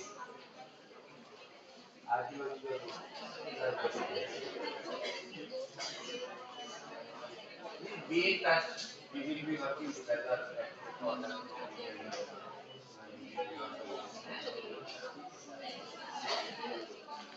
Mr. Rishabh Jasta.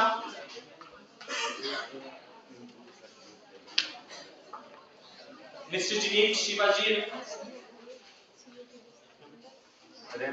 All the participants from RIMT University along with the faculty members, please be on the stage.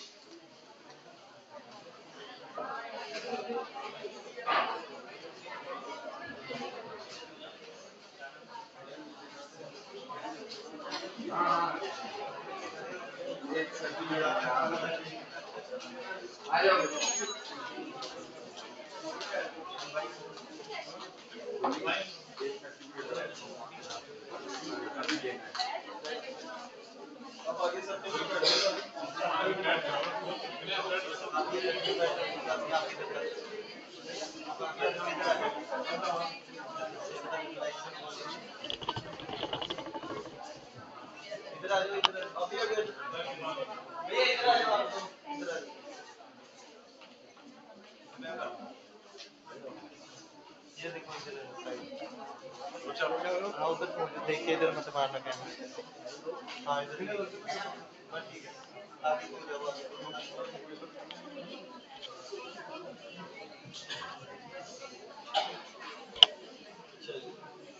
देखिए सारे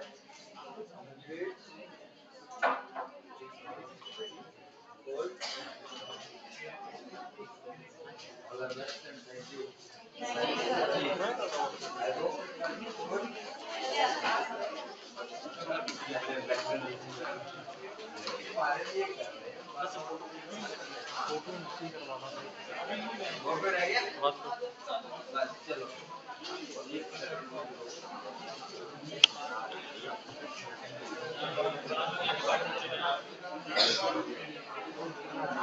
vote of thanks के 2 minute लाने नहीं start साहब ने 2 minute I would like to call Dr. Gurleen Kaur, Assistant Professor of RIMT University, to deliver the vote of thanks.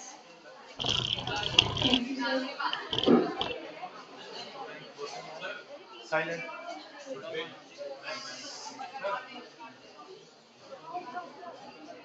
A very warm and respectful good afternoon to one and all present here.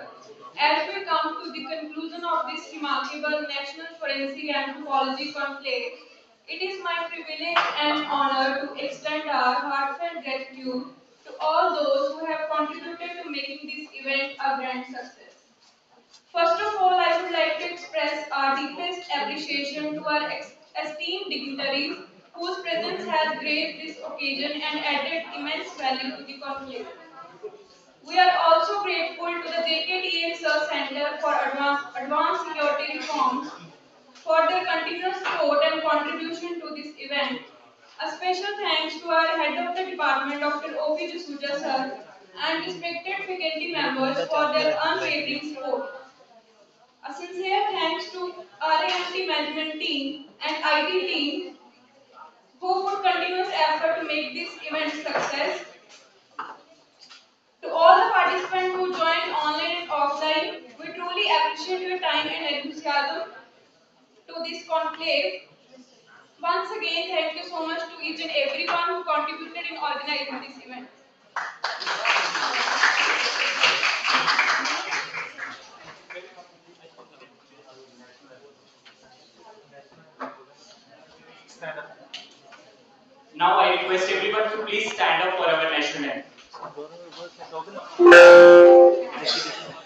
जनगण मन अधिनायक जय हे भारत भाग्य विधाता पंजाब सिंध गुजरात मराठा द्राविड़ उत्कल गंगा विंध्य हिमाचल यमुना गंगा उच्चल जलधि तरंगा तव शुभ नामे जागे तव शुभ आशीष मांगे गाहे तव जय गाथा जन गण मंगल दायक जय हे भारत भाग्य विधाता जय हे जय हे जय हे जय जय जय जय हे